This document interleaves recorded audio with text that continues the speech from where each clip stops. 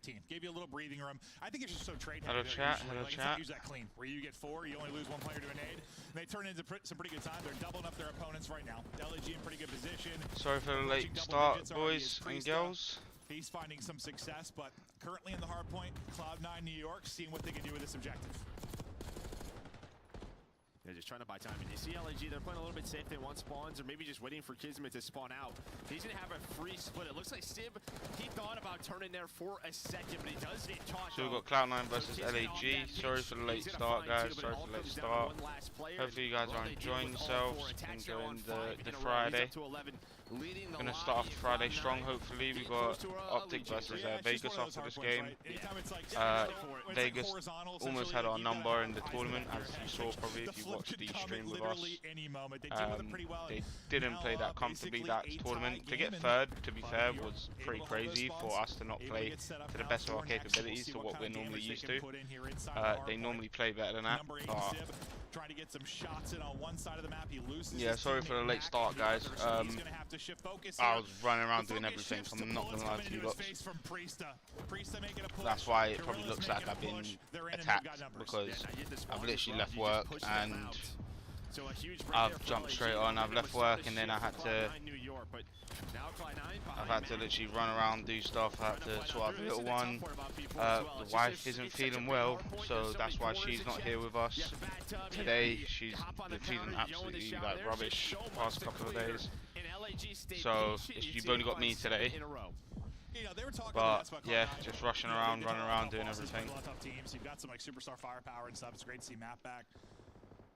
Am I a crazy person that when I look at this, like I still think LAG has more potential to be like a better team? Do you think I'm crazy? I mean, I think you're crazy. I think that's a normal take before the year started. Is it weird that I still feel that way? I think so. But yeah, Cloud9 LAG are a good team. As we've seen, they are a really good team. They've literally not been able to buy a win this season so far. Okay, they're very different. But FaZe's struggles at the beginning of the year, you just kind of like knew it would click. Like, I guess I kind of feel like with that, like eventually it's gonna click, but I think the biggest question mark maybe for New York was sort of like Kremp and Mac. Yeah. Kremp's been pretty consistent, and Mac's been incredible, right? With the year off, it's just sort of a question of like, what are we going to get out of this? I feel like your most consistent pieces are like attach and sieve. Yeah. Right? If Kremp and Mac are playing like this, I think the potential's there. I think I felt like I was delusional. That's why I asked. But like, but I don't know why I feel that way. I was kind of trying to talk through it. I'm like, why do I still feel like they're going to be a good team? Skies is having a really bad start. But yeah, because rarely do we see a Skies at 4 and 15 like in the past. But he has a map like this right now, and now Cloud9. They have the lead, but LAG are here again fighting in this P2, and they're able to get him out. Yeah, I'd say like this is one where like you're thankful you're within 20 when he's 5 and 16, but it's also like a skyline, so it is really hard to find a big gap, a big amount of separation. You know, you're up 100, you're absolutely just going doo-doo on the opposition. But guys, we'll see if he can get into it. You know, your 5 and 15 call. We'll see where he looks towards the end of the game. On the other side of it, they got Priest to pop it off. He started out strong, was like the first to approach double digits. Now at 18 and 11, and there's the lead change. And that's been what, 2 pretty solid P2s, right? Yeah, it has. It's been great here for LAG. LAG right now just trying to fight back over control of this second hill. Let's go to listening with Gentlemates.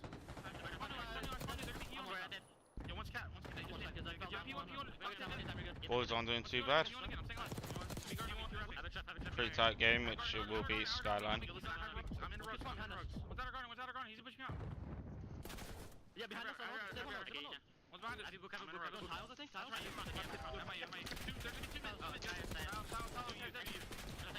Two times. You done. Nice. One more, Jim. Jim time. Flip. One small. 23. Tree. Behind you. I hear you behind. No, I got her. He's top right. I got her, by the way. I'm getting you. Rugs, one shot dead. I have all your rugs. Only cast open. I said I'm out. Dead any out. Go, you enter. You have your enter. You enter. Right to you. I'm gonna take that. 20 seconds. Or you see on the. Go top mid. Yeah. I'm gonna hit right. I'll lay hit right. Every top catch y'all. I'm waiting for you guys and I'm gonna hit right. Yeah. Nothing bad. He chopped outside, dead. One. Back chair. One step to the back. One on the chair. He did on the chair. I'm north. One flash. 20 tiles. Yeah, we should run through. Out of P3.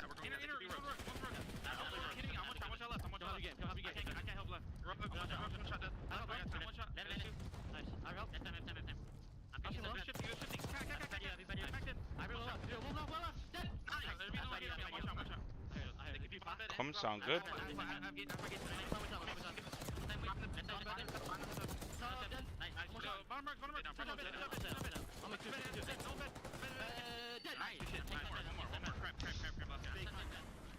Solid listening, a big break there as they get in. Priestess still going off. Big P, 4 straight, 26 and 16. I love the comms I was hearing from him as well. Well, what we talk about with Priest in his career, just how good he is at running an AR, running a sub. He's done both Priest is roles actually on like multiple turning up teams, now. been successful with it. He's been a great flex, and with the Jackal changes, I mean, we're seeing it more and more just how good this submachine gun is. And he is very much willing to pull out a third one, 27 and 16, leading the way. And what a hold right there at P4. No, his highs are very high. I've always thought, I've just like speculated, it's like a confidence thing with him, because like when he is in form, he is terrifying. It's just when he drops off a cliff that it could also be a problem. Right now, though, performing absolutely as he's on 27, leading the lobby. Just behind will be Mac and kind of attaching the other side of it. But now you're starting to push this lead up a little bit. You're up 30.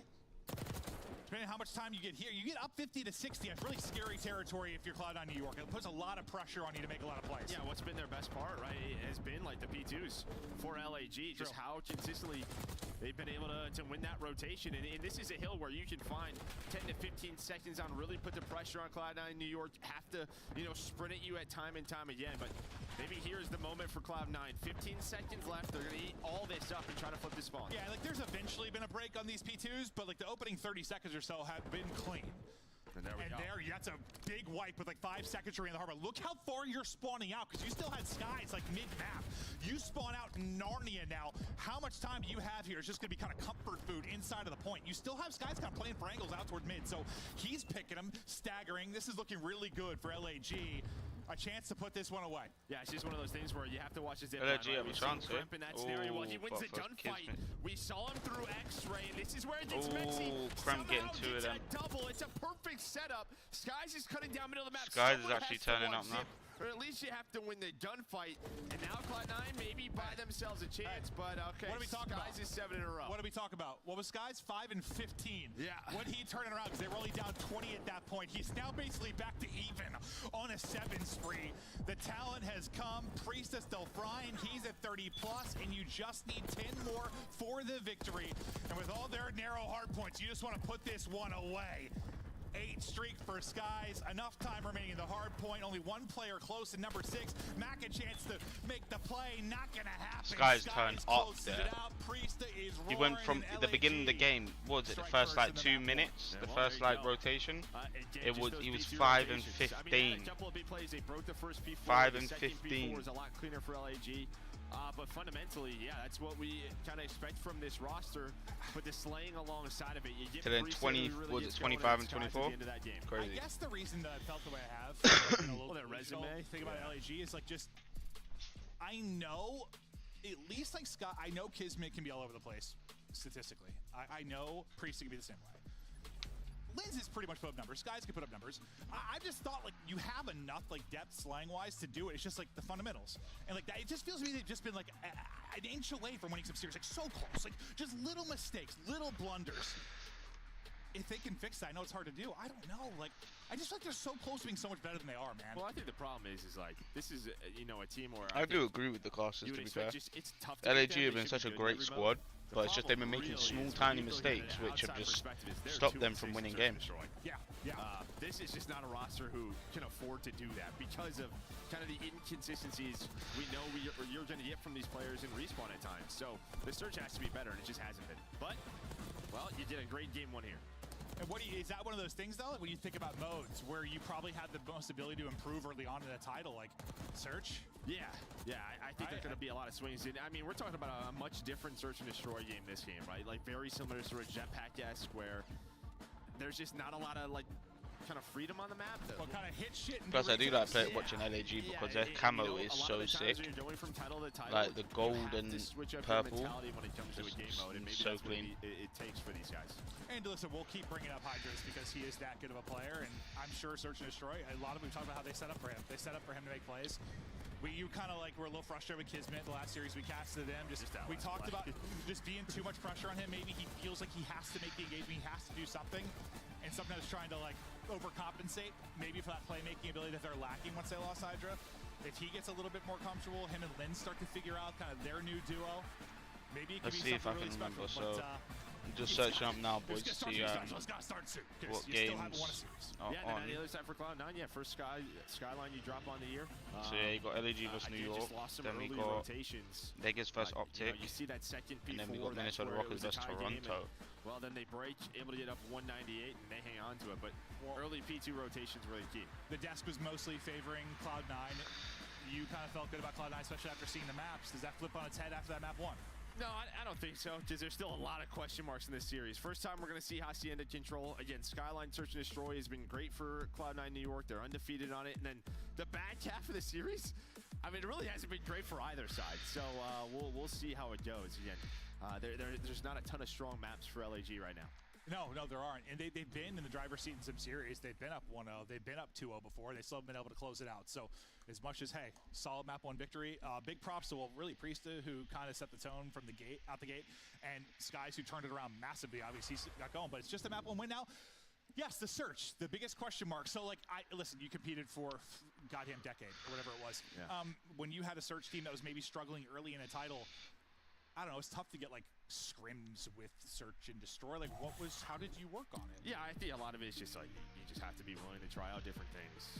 Honestly, you're studying other gameplays, films. Like, for me, a lot of time it's just mindset from title to title. Like, if you were very successful in one title, and then the next one comes out and you still kind of have that same mindset, it may just take time for you to adjust that. Well, I think that's probably the thing that separates Call of Duty professionals from a lot of other esports is every year you have to like be a sponge again in a way. Like you have to like reset and just be ready to soak stuff up and learn because things can change so drastically. Like no other esports really is every year gets flipped on its head sometimes. So yeah, just the omni movement in this.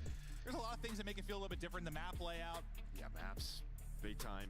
But you saw right there, yeah, 2-6. On the other side, 4-4, 2 lost streak there for Cloud9 New York in Search and Destroy. So see if they can get another win on the board. So you think like even if you've been struggling in Search and Destroy, it's not about like fundamentals and stuff as much as like they need to take some risks. They have to try stuff. Yeah, you gotta try something different. Yeah. Unless they truly just feel like it's like we need to refine what we have. Yeah, like, or if it's just miscommunication. Yeah.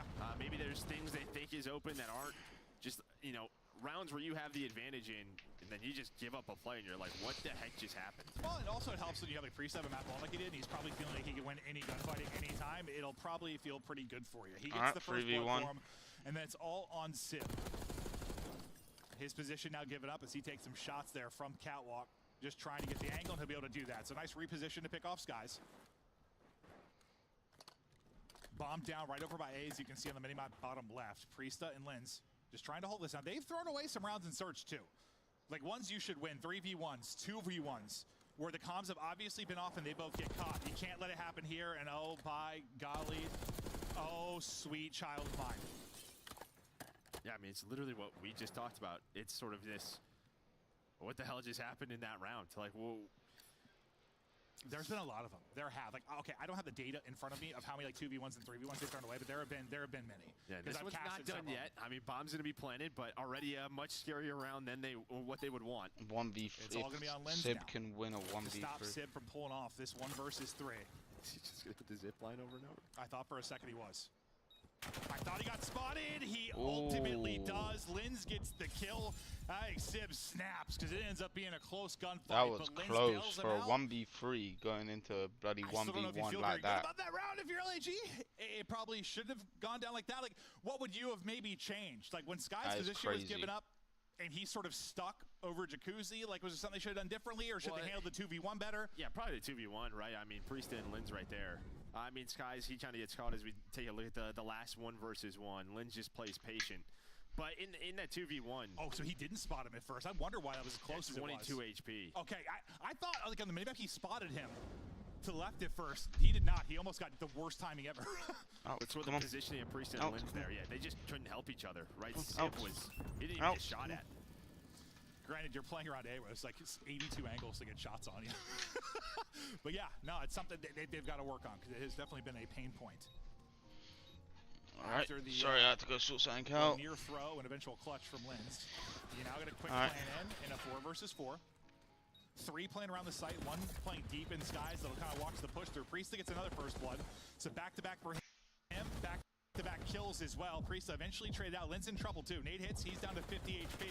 Hoping to get some help. Another 1v1. We're down 2, and you just barely get through it again if you're LAG, but got to give some props to Priestahh. Another first blood, he gets 2. Yeah, and then Skies gets active, right? He was watching the flank and just kind of realizes they're hitting it from the middle of the map. It was Cloud9, so he gets active, drops down, and he had to help Lins because there was a dead nade that ends up blowing up near Lins, and he's just trying to lurk, trying to play a position for a free kill. The nade hits, gives up his spot, and he's just, yeah, he's dead. And that's another like 20 HP type gunfight. Like these are coming down to the wire. So far, you're winning them if you were LAG. Maybe finally some things starting to go their way. Can they keep going their way down the search and destroy as we go back to Cloud9 New York on the offensive side of things? Working out right. Not liking what they're seeing. Or are they? First blood finally for Cloud9 New York. Nade gonna hit. Linz will get picked up at Jacuzzi. Sib will follow it up with 1. Mac on his back, getting the bomb planted. You're in a very dominant 4 versus 2 here. Make it a 4 versus nothing. That one was clean. Yeah, I mean, just straight team nades right there from Cloud9. Then they work the bomb. They see there's nothing in kitchen, no resistance.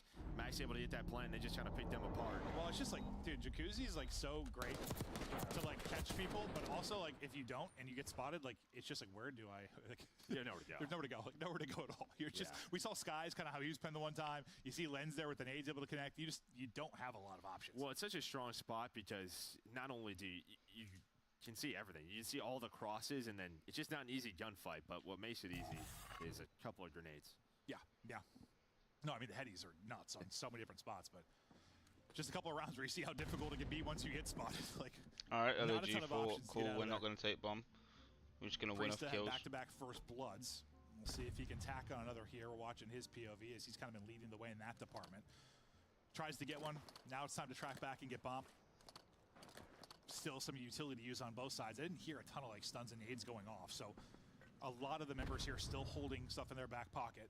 Well, there was a stun. It seemed like maybe it was near Zip. So Cloud9 kind of knows that this is open, but Kismet's going to find one, at least start the domino effect. Linz is going to find the second to give them numbers advantage. And thankfully he can drop down there. He gets stunned. He might be dead to rights, but he's able to get out. Skies puts another one in, and now it's suddenly on Crimp, 1 versus 3. Sib nearly pulled one off. Will Crimp be able to do it? I don't think he's seen a thing yet. Oh yeah. It's about to say, he got kind of absurd timing on their wrap out. So let's go ahead and get the plan in. Tough part for Crimp, you know, doesn't have like an AR to maybe get that like opening freebie.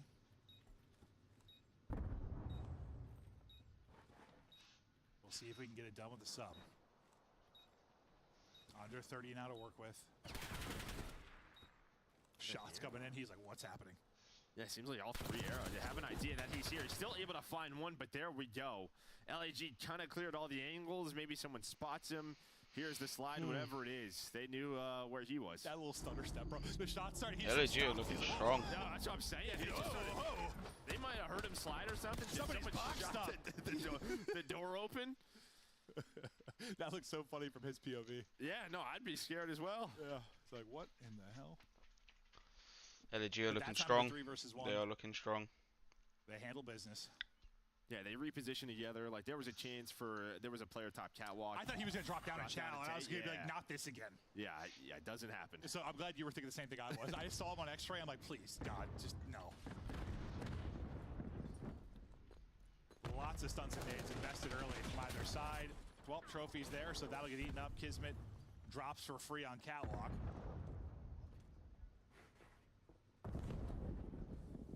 Lens has been trying to make plays on the other side of the maps through events. He was able to find the timing on offense. Can he do it now on defense? Sky's cutting people down. He gets the angle. Lens, once again, able to make a play. Just trying to take those routes and catch people off guard. It's so timing dependent. I thought the headshots might be in for Sib, not able to finish it. Fucking hell, LAG are doing bits. It's another round. Linz is playing so well. I don't know where he gets that first. Linz getting lost like shots. Like, he's able to find that, and that just kind of opens up some angles. They're able to get the second player on the bomb, and it's a 3 versus 2. They have an idea where the enemy team is, but yeah, I mean, Sky just opens that up for them. Itself when it died. We'll see if Linz kind of keeps doing this on both sides, just trying to get through events. get in behind enemy lines. But yeah, it makes his play easier when Skies gets the first, right? Like, oh yeah, something's opened. Less pressure on you to make a play. You can take your time more. It's not like, oh god, I gotta hurry. My team's dropping. Just sort of let it develop. 4-1 to LAG so far. LAG looking strong on Search and Destroy. Up 4-1 now. Priest are getting the first bloods, which is always helpful. Skies 6-3. Maps, Kismet's still playing a bit nice on Search, but it is what it is. After the very slow start in the map, map 1, really has erupted. Pops off in the hard point, now leading the way here at 6-3. He's also got an RC this car. Is now like their third round in a row on offense, where they've just pretty much haven't left spawn. They're just kind of waiting, seeing if anyone's trying to get aggressive. Kismet trying to just play his life. The info is they are playing very much up towards A. It's a 1-for-1 across the map. Bomb is down though. Priest has got an RC car in a tough spot too. Just like top catwalk. Go get it, Kiz. I cleared it for you. Oh, the car helps make that a little bit easier. But the flank has now come in. Mac trying to make the play. He is able to get two. Two people hit the flank. It's all on Skies. Best of luck. You have to cover the jacuzzi, but that is it. The offense just never really gets going. So much time open. Whether it's been on the other side, it's been enough time for Lens to make the play. This time, you get the first blood. Kind of same thing. Well, I mean, when you give up the map the way that they have, Cloud9 just kind of take Kitchen away, and they're just throwing shoulders, and it gives them an idea of where is this play developing. But yeah, so him and Max, Mac and Kreb just go. They're like, it's not an A hit. They're working catwalk, and he had some great shots on the Kiz. Yeah, I mean, you'd probably still lose that round, but you'd hope to trade the one. But there's a second player there to back up Max. That's going to go their way. Bit of drama going on outside. You just hope Kiz is able to trade that. Had to be nosy and check out. Big play for Mac. Just keeping him in this search and destroy, staying within a couple of rounds. Now offensively, Cloud9 New York. Not liking the opening look over at A. We've seen Lens kind of take the route through Vents and pounce. It's Crimp trying to do it now from the other side.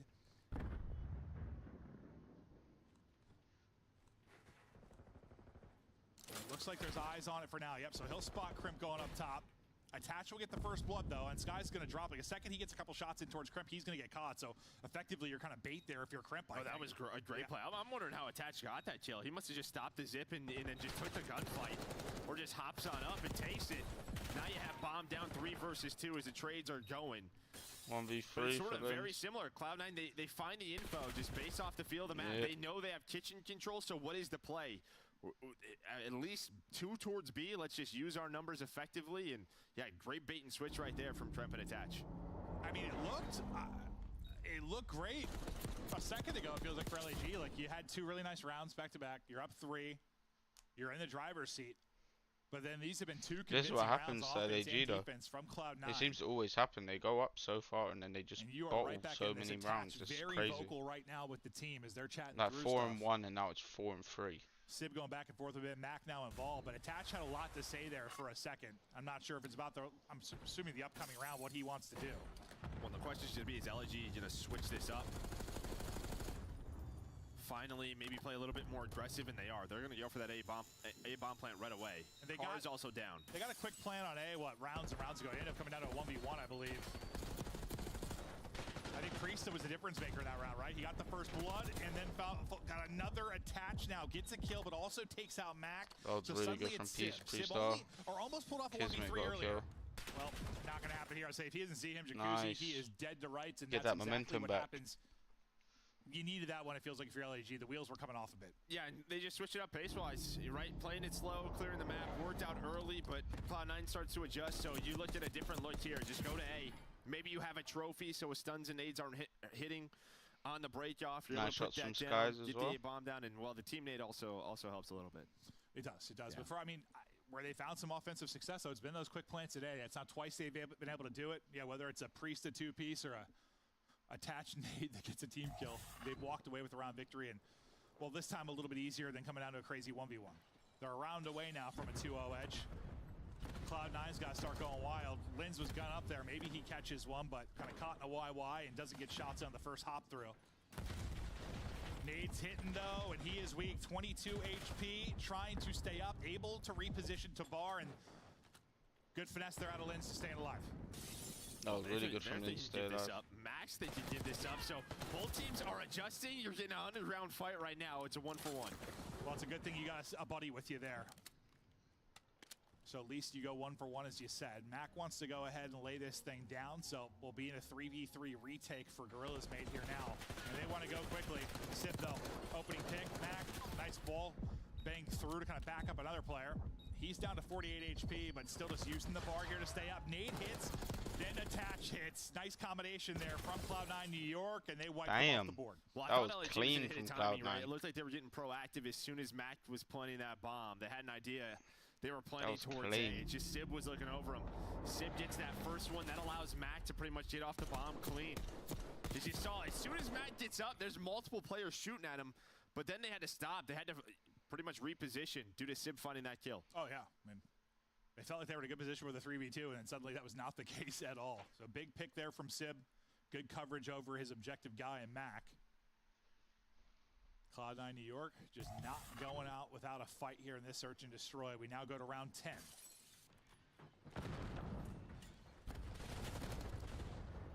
Aggressive here out of LAG, and they might close it out right now. Kiz weak, but getting back to full. Lin's there battling with them. Bodies are getting shot. Attaches the last up in a 1v4. He's got some 1v4s to his name. He sometimes has the ice. Not gonna happen here. Priest has got the line of I like sight. that. LAG changed up the pace. They were like, oh, what? It's 5-4. Oh, okay, cool. We're just gonna rush them. Anyway, I'll be right back, chat. I'll be back before the next game starts, right? Solid search and destroy there. What'd you like at LAG? Well, just, yeah, I mean, switching up the pace, right? Slowed it down. It was working early. Allowed Cloud9 to come back in. It's like, all right, let's just hit some bang out rounds over towards A. And well, those were the ones that worked. We talk about like strategy a lot and like, I don't know, your breakoffs, but a lot of it's more like it's a tempo thing, right? Like you've got 3 or 4 different gears, whatever you want to call it, and just keeping them guessing what pace is coming at you, right? Well, especially on Skyline. I mean, you can 4-hit down low, you can 4-hit across catwalk. Like, there's a lot of different looks that you can really show on both sides. But yeah, Cloud9 was starting to figure them out a little bit. So they were like, all right, let's just hit that 4th gear again. They did, and they get it done. This is how it looks so far. I mean, the beginning of the series is where it looks so good for Cloud9. Now maybe you changed your mind a little bit about this one after they take back-to-back Skylines. I mean, yeah, I think so. You have to be feeling good for LAG, but they've also been a team that's been up 2-0 and allowed some reverse sweeps to happen. You don't feel comfortable until they actually win a damn series. Correct. To the desk. Minnesota's not here. There will be no reverse sweeps, and I will beat Allie in predictions today. That is if things go as planned and control. LAG with Priest on the SMG, different speed, different success. Listen, I'm going to be honest with you. This is amazing for LA Gorilla mates right now. These first 2 maps should have been easily on side of New York Subliners. You're talking about undefeated on Skyline Hardpoint. You're talking 2-0 at Skyline S&D. And so for LAG mates, this is a huge not only start to the series, but now they get to move into that map number 3 control, where that is where they really only have some sort of strength when it comes to this game. We don't know about the map in Hacienda, but they're in the driver's seat right now for this series. I might have to change my pick. Yeah, I mean, yeah, well, now. No, I have to change it. I mean, look, listen, man.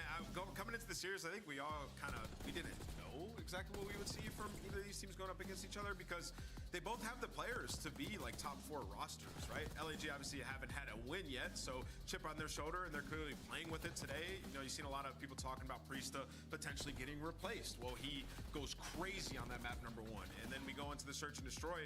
Great offensive rounds. I mean, I like the idea to come out and play your offenses a bit slower off the rip, and then transition to the aggression. You heard maybe the Merc talking about it, and it worked out wonderfully. So LAG right now, the issue's been like closing out series. They've had game 5s. Can they close it out though? I want to kind of get really specific about this search and destroy, because I think what's great from both sides is the problem for New York Subliner is that they are a really good attack. They're a really awful attack team, but a really good defense team. On the flip side, Gorilla's mate was also really awful at attack, and so both of them need to put work into it. And now that we come back this weekend, you can obviously see Gorilla's mate put work in it so hard that they were able to capitalize on it in that map number 2 versus New York. Cloud9 slower start than they wanted.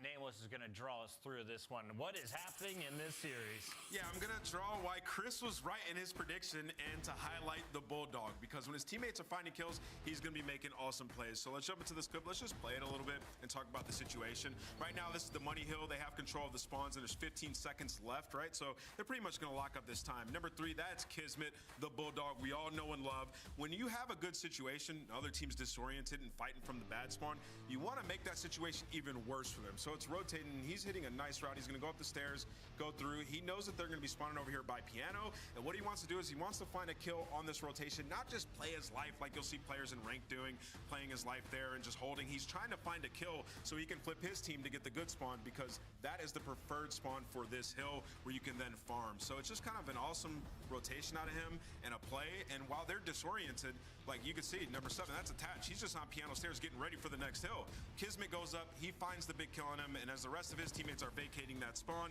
you'll see, even though Kismet dies, he got the first kill right there, and the rest of the teammates have vacated the spawn.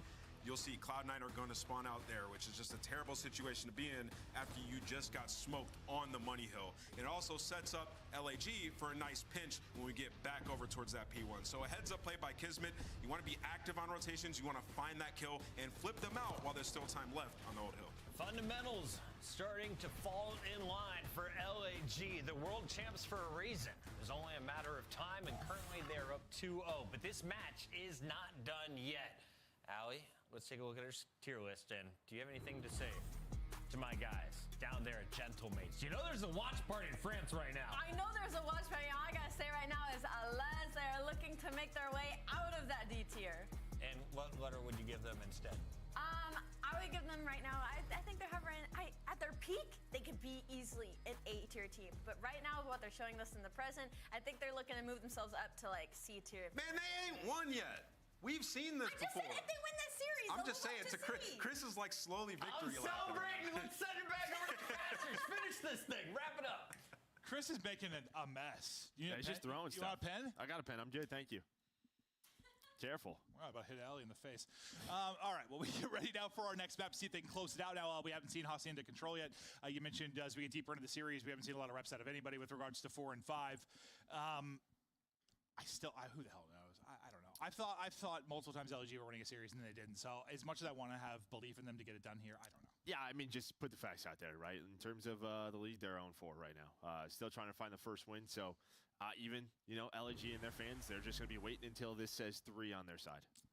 Just Control. I know we're going to Hacienda, but Control, just in general for these two teams, who are you giving the advantage to? Yeah, I mean, this is where you do have an advantage if you are LAG. This has been the one game mode for Cloud9 where they have struggled. 1 and 5 on the year, just trying to find maybe something. This is why we're seeing a Hacienda for the first time, right? Obviously, a new addition to the map pool.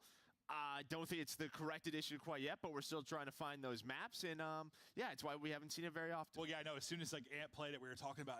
He's like, I don't know. I'm playing it ranked. I was getting pissed. It's not working out well. I'm like, tell me what's going on. And it was like he broke down why it sucked. I'm like, so it sounds like the offense just needs to spawn a little bit closer, and then it probably work better. He's like, well, yeah. I'm like, so is it the map or just the spawns? And hopefully we'll be able to maybe work on that. But like that's what makes it tough, right? It's a really deep spawn for the offense. Yeah, offense, and then trying to get fences control. It's a hike. It is a hike. And then on the middle point, it's not like the middle hard point. It's moved further towards the defensive side for whatever reason. I don't know. For funsies, Joe. I don't know who made that. So on offense, you can't lay behind the fountain and capture the point. For funsies, Joe. Yeah. But as we chat through our additional control added into this season, we take a look at control defense on the season, and this is where New York's got a big advantage. Well, that's surprising to me. So their offense must think if they're 1 and 5, like you're 73 in defensive rounds. A lot of times, I mean, that's what separates like control teams. I mean, like defense, like anyone can kind of like hold a spot and play good defense. Like offense is the hard one, typically speaking. Like. Yeah, it is difficult to be good at controlling offense. I mean, it's hard to be like, if you're 1 and 5. Yeah, you're losing some defensive rounds. You're right. That is kind of surprising to see. So it puts a lot of pressure, I mean, kind of on their defense to keep that going. If that's the only thing keeping them in games. Can they actually do it? Can they find any improvements in offense? This is where you have the advantage for LAG. You see them at 3 and 2. The defensive win percentage. Wait, were those flipped then? Those must have been flipped. It must be 7 and 3 for LAG, right? Okay, that's got to be. It's got to be for control. If it says defense, if they're 3rd, that must have flipped. It's got to be. Right? I might be talking out of my ass, but I'm going to assume the graphic before that one was flipped. Yeah, there's no way they're 12. Yeah, when you said that, like 1 and 5 to 7 and 3, is that possible? I mean, it is, but still, it was surprising. We'll try and get clarification. But now into map 3 we go. LAG trying to close this thing out. Cloud9 New York, they'll be the offense. As they're looking for openings, they are finding nothing. And then you see 3 and 4 right away. Kismet and Lens, they're going to go block off a garage, and you just kind of see where you're spawning all the way out, and it's just going to take some time. Alright, I'm back, chat. This map is prettier than like Lasted a bit longer than I thought. My fault. But kind of reminds you in that one if you remember that map. Well, it's like just a hike. It's almost like I don't look like I'm beat up now. Layer of fights between you and like the next fight at the site. There's like 2 steps, right? Like, yeah, it could be. You got to clear like lobby and garage after you come out of spawn. Then you have to make another clearance around like the entrance to the fence side, and then you have to fight like on the point. Like there's like an extra step there, right? Yeah, and then again, the middle point just isn't middle. You can see it. Yeah. Just very much leaning towards the defensive side. So yeah, we'll see who can maybe get something going on offense, or if this is one Very of those slow where start to this. Every single tick matters, and it's going to come down to a round 5 defense if that will be the case. But still, a bit of time to go. 37 seconds is pause for now because you do have 1 player on the point. It is contested for now. Attach does find 2. That's the clearance of the player on the point, so the time will continue to tick. Attach is still finding kills, so he's opened it up for his teammates to get here. He drops though, Priest now back in action. Once you get to this spot offensively, the defenses to work with, you can really make some plays. Just like getting here can be tricky. Now you've gotten here, not a lot of time to work with, still plenty of lives. That was ludicrous. Oh, there. Matt getting that kill. I think Prep that someone's pinching you right there from top window. I didn't think he was going to go for the gunfight. I thought he was going to wait for Crep. He doesn't. And there we go. Bro. And well, B is done. Damn. So again, we're just theorizing based off rain, maybe some scrims. But yeah, maybe get that B point done. Once you get to it, once you actually get numbers there, you could absolutely hold it. But it's just getting to that position and hoping you have some time to work with. They get there. They get the cap. You get a insane gunfight. Went out of max. Sib filters through with a couple of headshots as well. And now you work to get more done here onto A. LAG trying to continue holding here on defense. Avoid like a 3 or 4 down, which put them in trouble before. You've got 2 dead now. You've got 3 dead. Okay, well, as soon as I say you want to avoid that, everyone drops. There goes the final member, and everyone's coming out of spawn. So, spoke that one into existence. Stack it onto the point is Cloud9 New York. Second bit of progress is done. Third rip in a roar. Damn. And offense maybe hasn't been great, but there's an offensive round victory now. Oh, well, there you go. Nice. And, well, I mean, what? It was like, Clean. I believe it fences. Attach got like 2 or 3 in a row. That kind of got them going. Then it was like the comms to Mac to get the insane kill. Sib got one at the same time. But you got like, you had like, what, 5 to 7 like kind of straight kills? Really nice sequence. Once they got control of the map, LAG did not retain it at all. Because they had a couple of really good pushes, does LAG, where you're spawning them all the way out. You then saw them push lobby, spawning them garage. That's kind of what you want. Because if they're spawning garage, that run to B is even further, right? That route just takes so long, but they then lost all their gunfights. It's like regardless of the map, like if you go 3-4 dead as a defense, I don't care what map it is, you're probably in a bad spot. Like, you just see how quickly it can happen one time, and you never regain composure. Like you never regain map control, and they didn't. And well, you got 9 kills in a row to finish off that round. Yeah. New York, and they win that offense. Had 2 just moments they erupted, and that's all it took. The focus going to be towards B. Lens is going to get smoked as Kremp comes out sliding around the edge. You have an advantage for your LAG, at least for now. There's 1 player in number 7. That'll be Attach playing towards fences.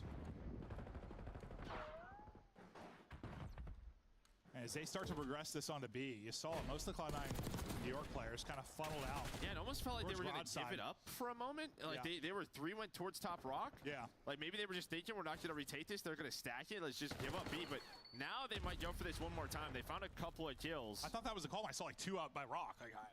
But I tell you what, maybe this isn't what we were thinking. B is done, and maybe we're going to start to see this more. If teams start to see a little bit more success on the attacking side, we'll see in the map pool. No, I mean, first time we're seeing it here officially in a league match, and it's been interesting thus far.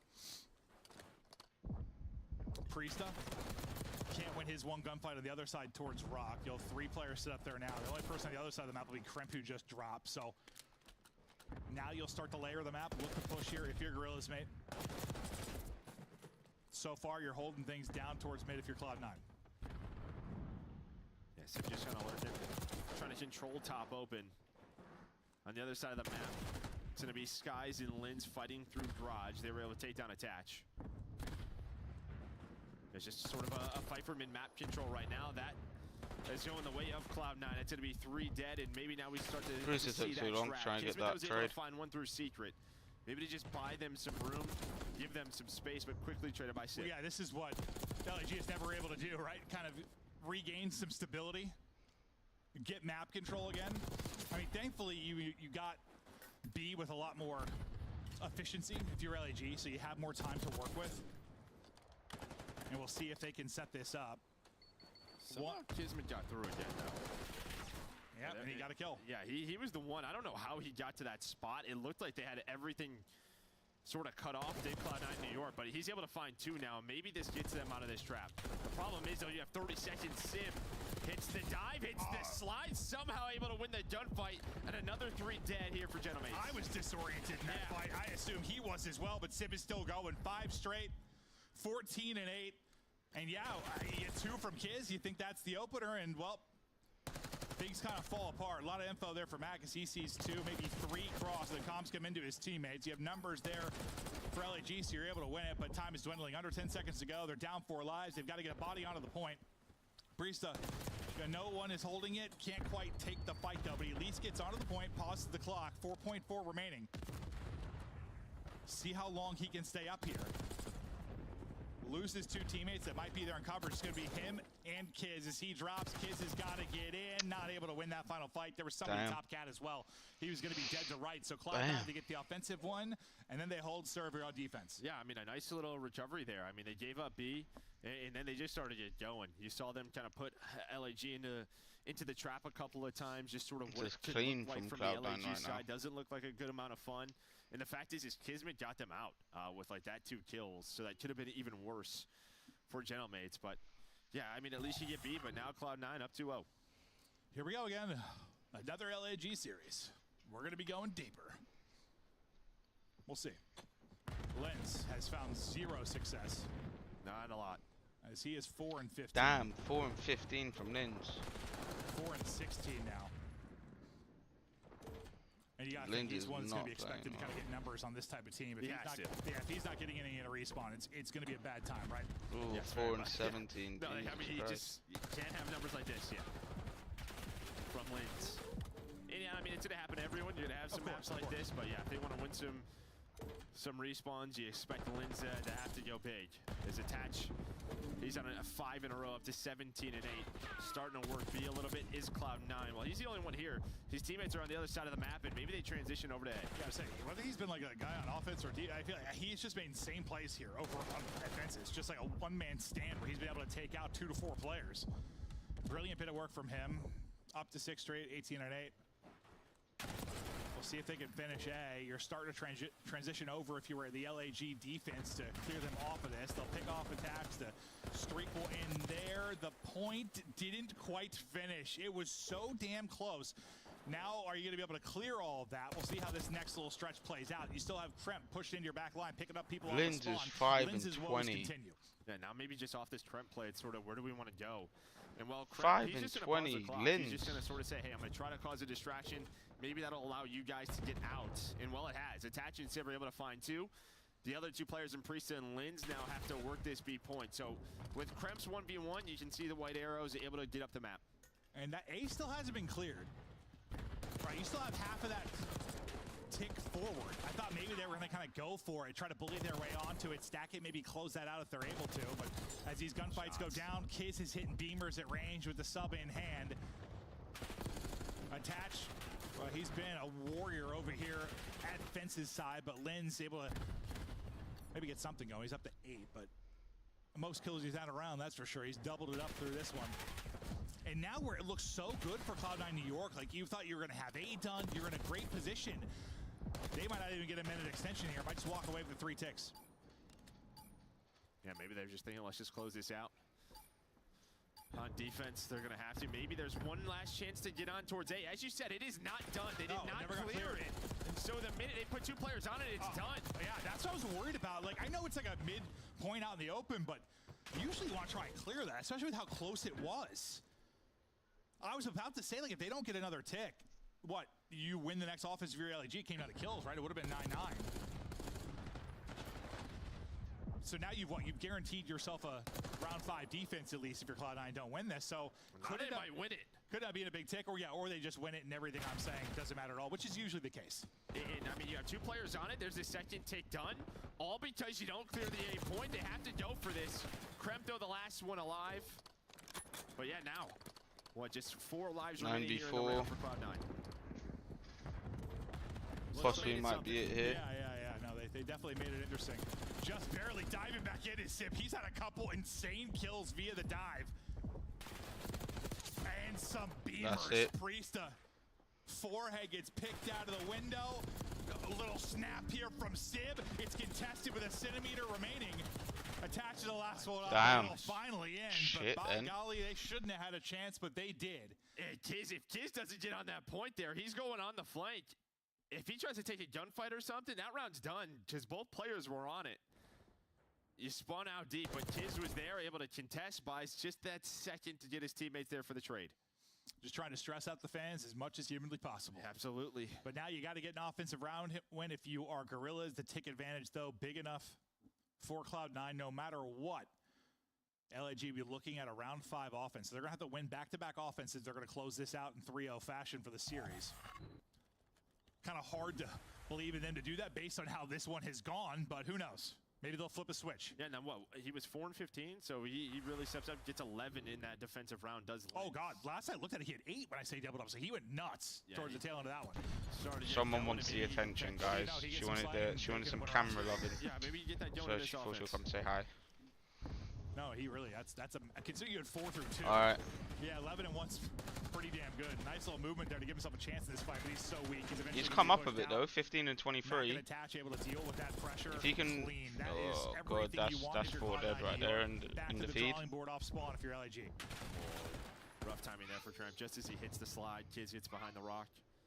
That's the right idea. You want to cut this off, but now you can see all of LAG just going to float on through. That timing not great for Sib either. Like right as he kind of gives up the L trigger. So, I mean, that's about as good as it can get for LAG, though, considering how it started. You go 4 down, you're off spawn again, and then you find every kill after that, outside of what Attach got 1. They go to B. They don't try to get on A. So, Krem just kind of lurks inside a shed. He's only able to find 1, though. It's a good trade from Skies, as Gorilla Mate's starting to work this B point. Yeah, kill from Lens gives him a little more room here to work with as well. Mac tries to hit the dive. He's not Sib, though, so it doesn't work out. Skies is able to chalk up another one there. Skies has got a sub in hand right now. Well, he's got both to work with, I guess. LAG doing all right here. They got And B already. They got a minute and a You're in half. pretty good position. Up a couple lives. This is where you maybe Ooh, struggle, nice from but can the Kismet. Bulldog get loose? The Bulldog might get continue loose. to step it up. You're gonna need some big plays here to get it to around 5.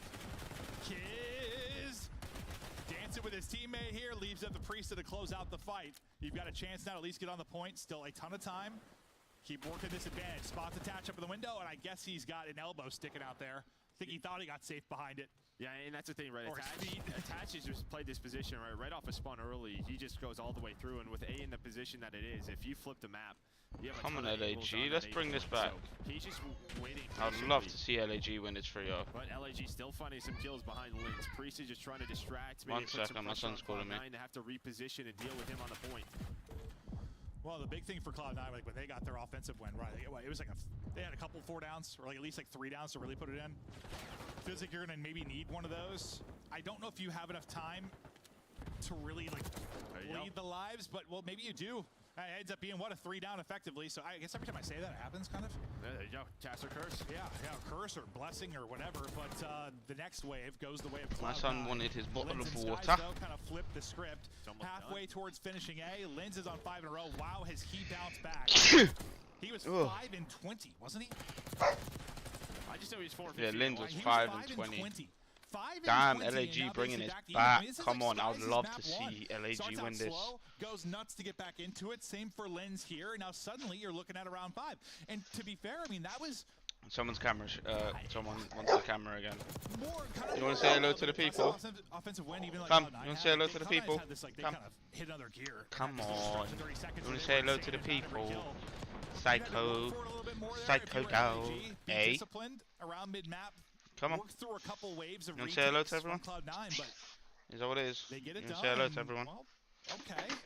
Well, Oh, it all what was kinda that? started right. Just think about it. You Oh. had the 4 dead, and then it was Daddy all dropped just something. like if Tremp is able to get to rock a Yeah, little bit okay. quicker, Daddy dropped as soon as that something. player Jismik crosses, No, that's when it just can't kinda bite unfolded. it. Just that one timing. Daddy's 'cause then watch case. They are completely bite- trapped. no. He gets through and This is they Daddy's. just go all the way around the B. That's when they capture that B. Shut up.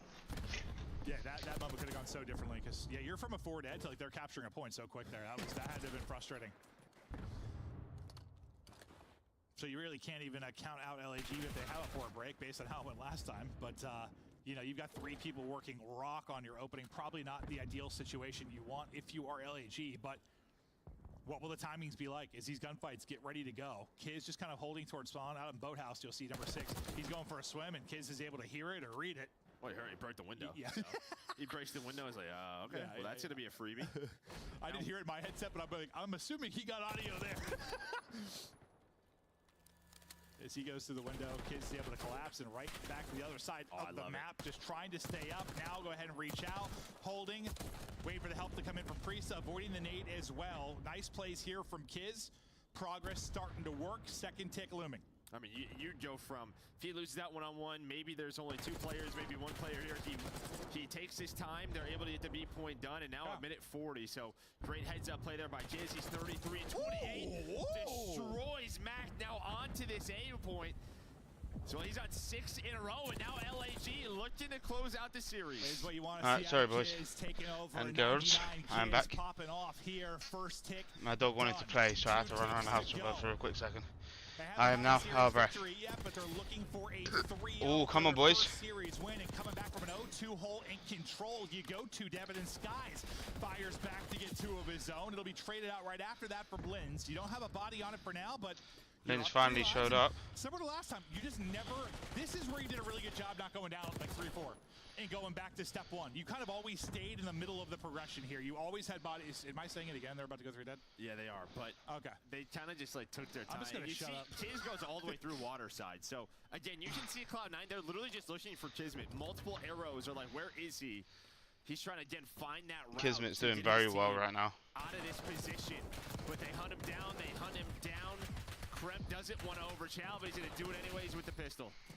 Kiz survived longer than he probably had any right to, but ultimately he did drop. And now, yeah, this is just what you were not able to get in the last round at all. Any kind of space on the map. If you're Cloud9 New York, you just have to hold for 30 more seconds. Max going to be injured guy. His timing's really Nice, off. They Lins. fly out. Crimp can't finish the kill, or does he? He's able to get 2.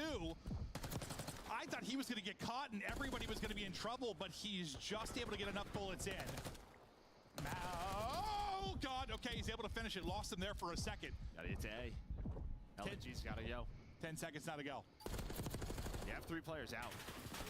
There's a chance. Sib's going to drop. 1 player left. Someone's got to get onto it. Oh, that's They were 3 able to people get on dead. with 2 seconds left. That was 3 dead as well. 1 player still looming. They trade that out. We've got bodies here. 0.8 on the clock. 5 versus 6, and away we go. Lins has battled back and now wants to make the play. Pistol out. Greet your maker. They drop 3. That'll do it. Damn. On the board with their first win in Shit. dramatic fashion. And Skies Holy. for the first time in a month, I swear. And I'm sorry, Puckett, you were right.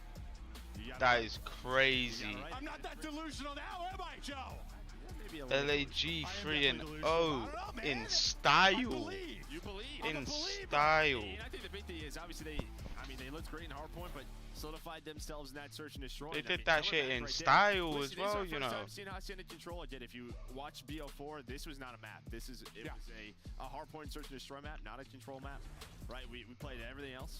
That was fun. Yeah, I mean, it showed that That you was can win some crazy. offenses. I think that's what people were worried about, and it's there. Yeah, we'll To be see completely in honest with you, the only reason why they won that is because Kismet getting himself lost, going crazy, 26 untraded, like non-traded kills, and then Lins finally switched up and finally started playing well. At its worst. He ends up going basically even.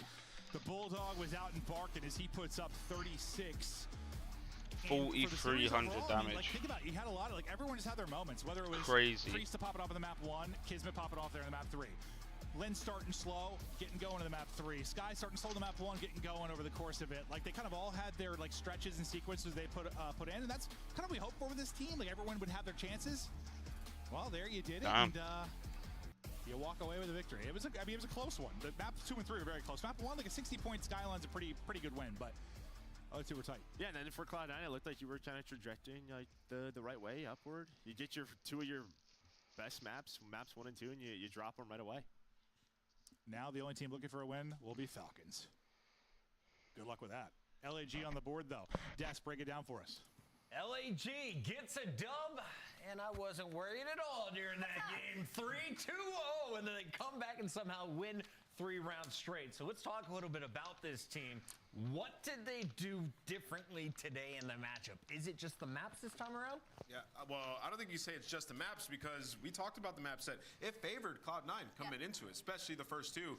Map number 1, we saw Kismet making some huge plays. Obviously, Priesta in the kill department extremely well. And then we get to that last map there. I mean, they had no business winning that round. Sib kind of scammed, I'll be honest. You go back and watch the end of that. Sib should have just played a hard play to kill in the spawn, but nevertheless, you make a mistake, they're going to run away with it. Some huge offensive pressure. Just great thesis on how to play the map. Now, Sim did drop most damage in the lobby back-to-back games. I was searching, then, of course, it's game 3. Is he giving enough for the team, though? Yeah, he is. It's hard because you want to put it all on one person, but like the chem and the build of this team just hasn't been able to be on the same page just yet.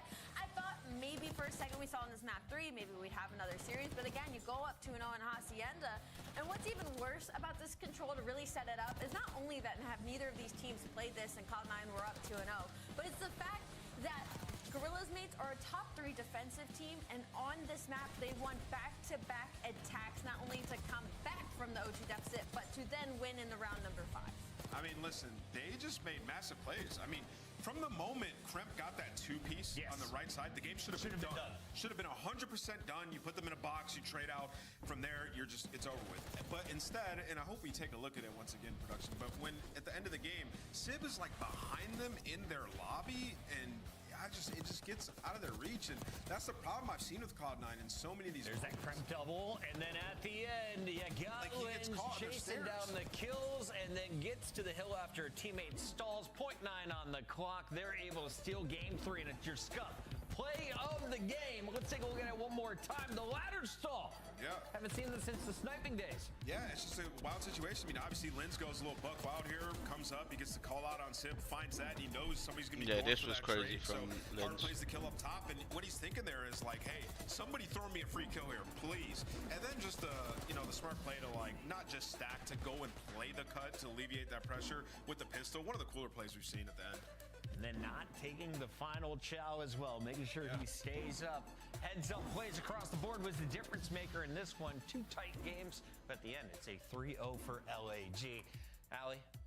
Yes. Who's your favorite player to watch today? Favorite player had to be Lind. What do you mean? We literally set up the entire series for him being like, you're supposed to replace Hydra, dude. Like, there is so much expectation. Your ceiling is so high. And for them to finally get a win on the board and against New York Subliners, who is also looking stronger, it's got to be Lind. Nameless, I know you have high praise for Cloud9 when they do well, but you also have some fierce criticism. So what do you need to see from this team that you hold to high standards? Yeah, I mean, I think we just kind of talked about it. It's been the ARs for me since the very beginning for this roster. I don't see like a game mode they're like truly excelling in.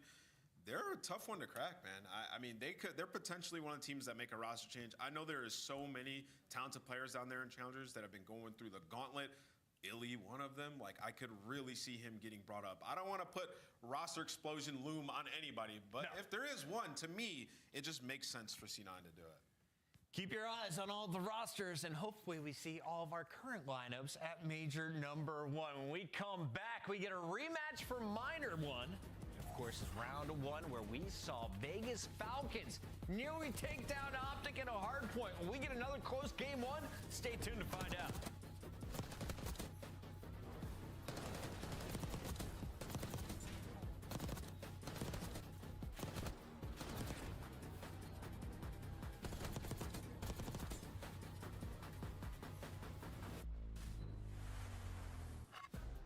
Upgrade your game with the Scuff, the official controller of the Call of Duty League.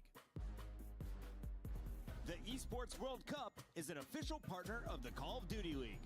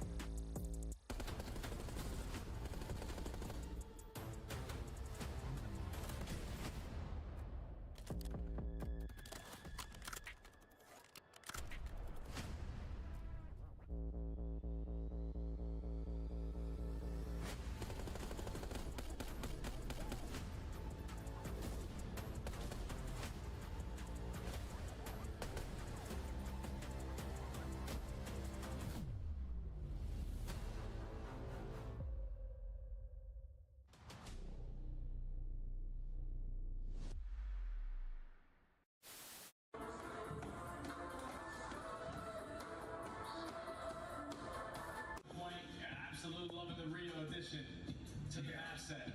And you get into the garage, yes, indeed, just so. You know, we knew we were going to come in and handle business. You know, they're a pretty team. I don't know what all the hype is about around this match. I mean, look at the scores. I did.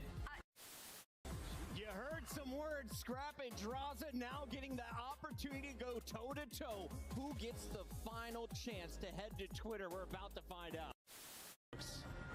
What do they have to give yourself a fighting chance get here it. in the series? Real, ruthless aggression.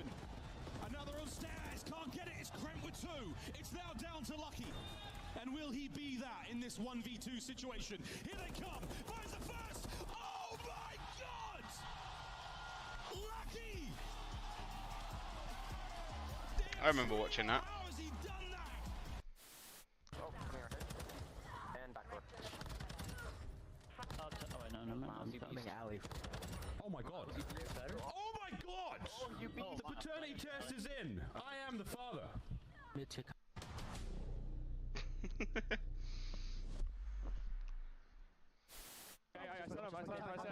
That's the one thing that I love. That's the one thing that I love about. That's the one thing that I love about like CDL in general is just the casters. They're so funny. Both in you. I'm in you. We can you. Nice. Our set time. It's sell. Make him do something. It's 20 seconds. Come on. One more. Roxanne. Mirror on the wall. Say it to me, Roxanne. Anyone do some breathing with me? Yeah. 3, 2, 1, go.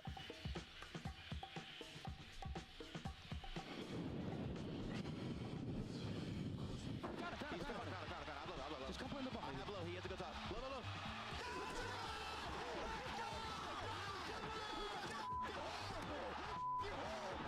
I'm gonna help you 2 seconds. Nice!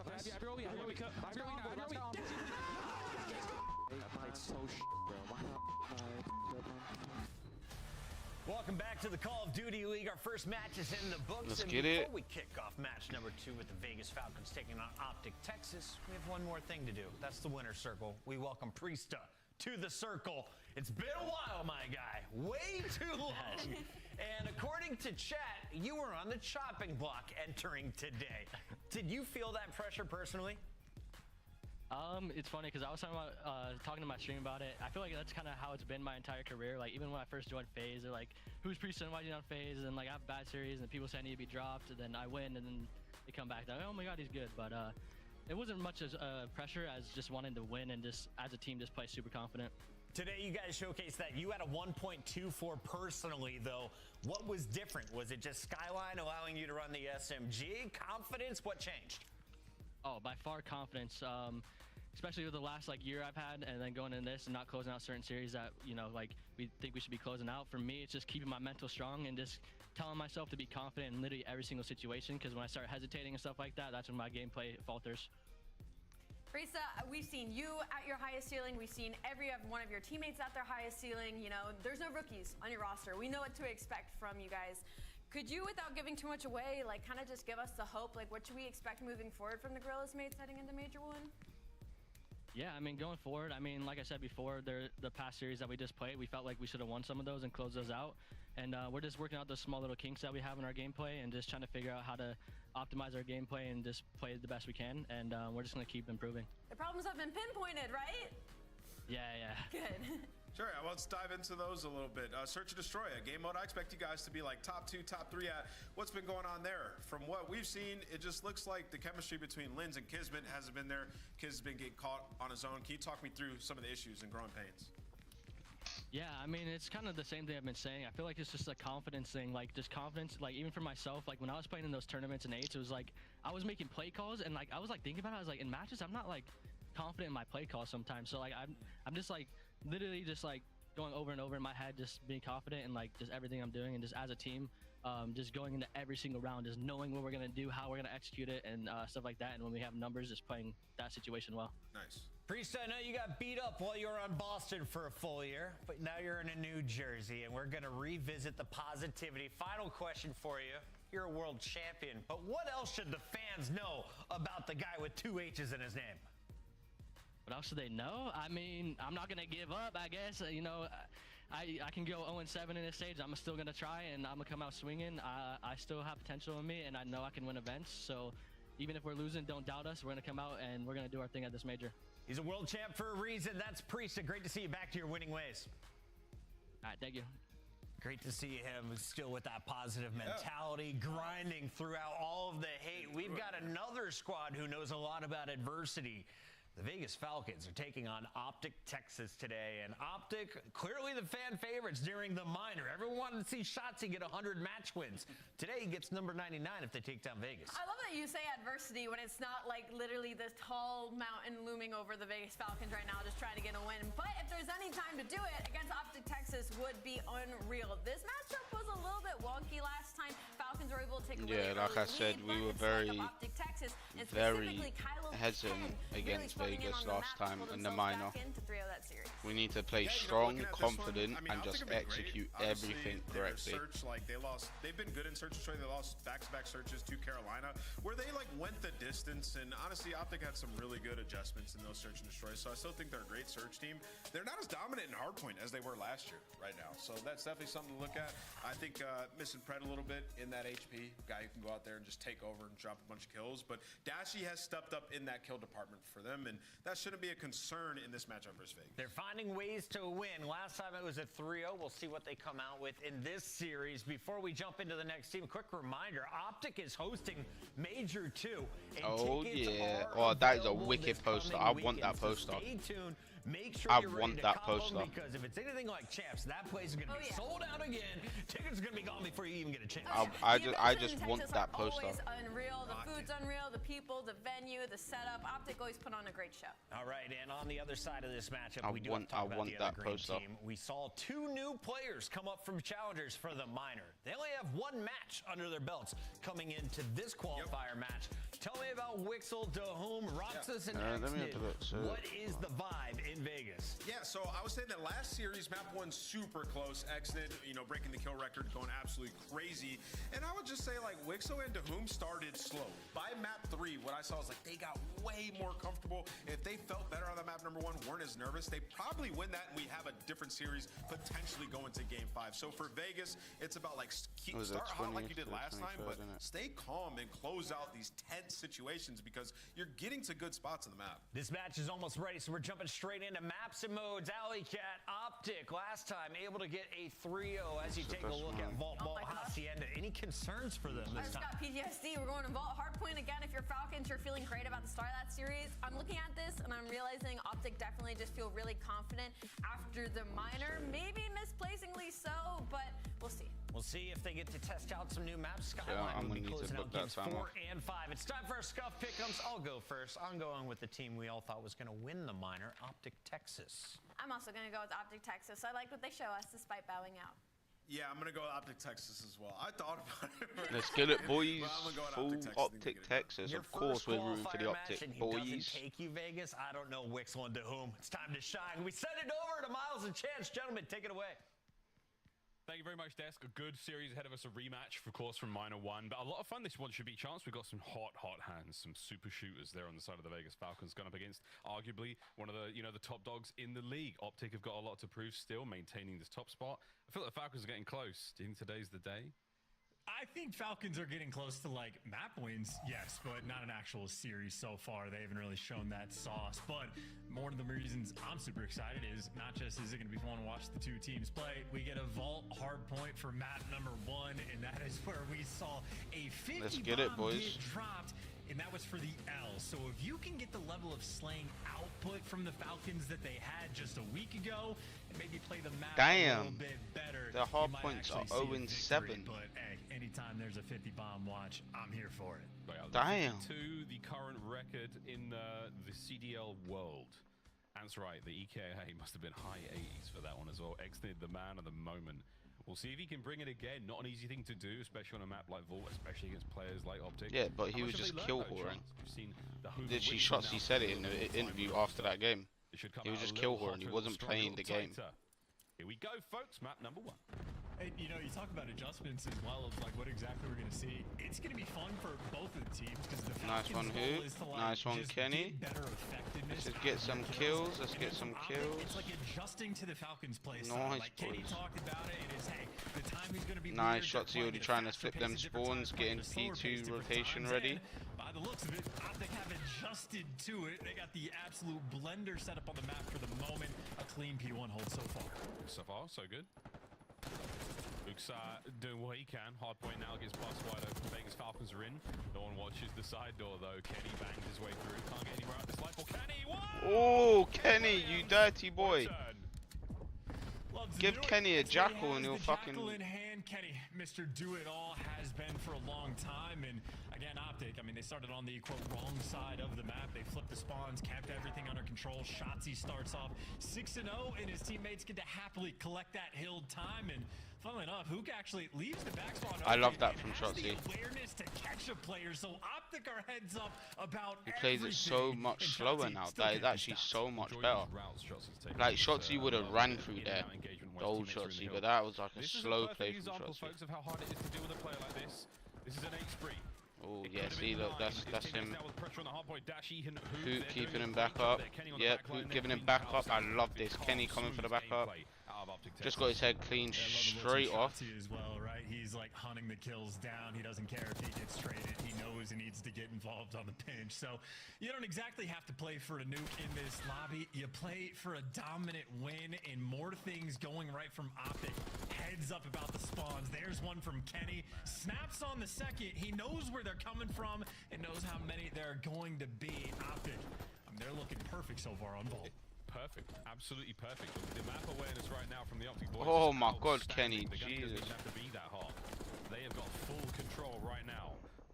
Who puts Exnid down, who is not having the same level of production as the Miner. What a moment for the Optic boys now, as they've got themselves P3 shots, full control. That timing was crazy, though. We're in. Vegas Falcons back alive. First time in 2 minutes they've been able to set up the map in their way, but a great setup for Falcons too. Got mid-map under control. Exnid has already swung out into position to cover the hallway, and he's catching players as well. So everybody right now exactly where you need to be, but a delicate moment as well. Can't afford to give up these spawns. Make sure Optic doesn't do anything nice a little Kenny bit with a two-piece. So the map is dangerous, but Falcons, they still have the setup for new. They might trade away the final 10 to make it happen. Big looks again from the Falcons. We've seen them go from a team that only ran 1 submachine gun to a team that seems to be running 4 right now. So again, different looks, different lives, and right now they're doing the very best they possibly can to hold on. Dahum in the hard point alone gets taken down by Shotzi playing nice together. Their Optic in full control, and once again that front line pushed far. Who's letting Shotzi run away? About 10 and 8 so far, keeping the bottom side of the map safe. Yeah, and if you were looking for your momentum of the game, it was it right there. Falcons opportunity, Money Hill were rotating to you, got the full setup, trade away from scrap time.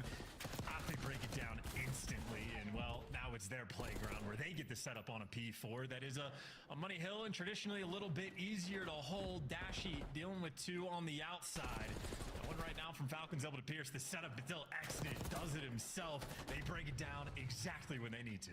You get 3 dead. The bad news, though, the last player up is Hook, and he's fighting for it. above the hard point right now, still trying to keep the pressure. Trades back and forth. When will Kyler Garland send it? Here he goes. Finds one from the hip, back into the point. Next 10 seconds going to be his. Teammate spawning in the This is map. dominant from Optic. I'm loving this. Complete. Optic Texas, a commanding lead.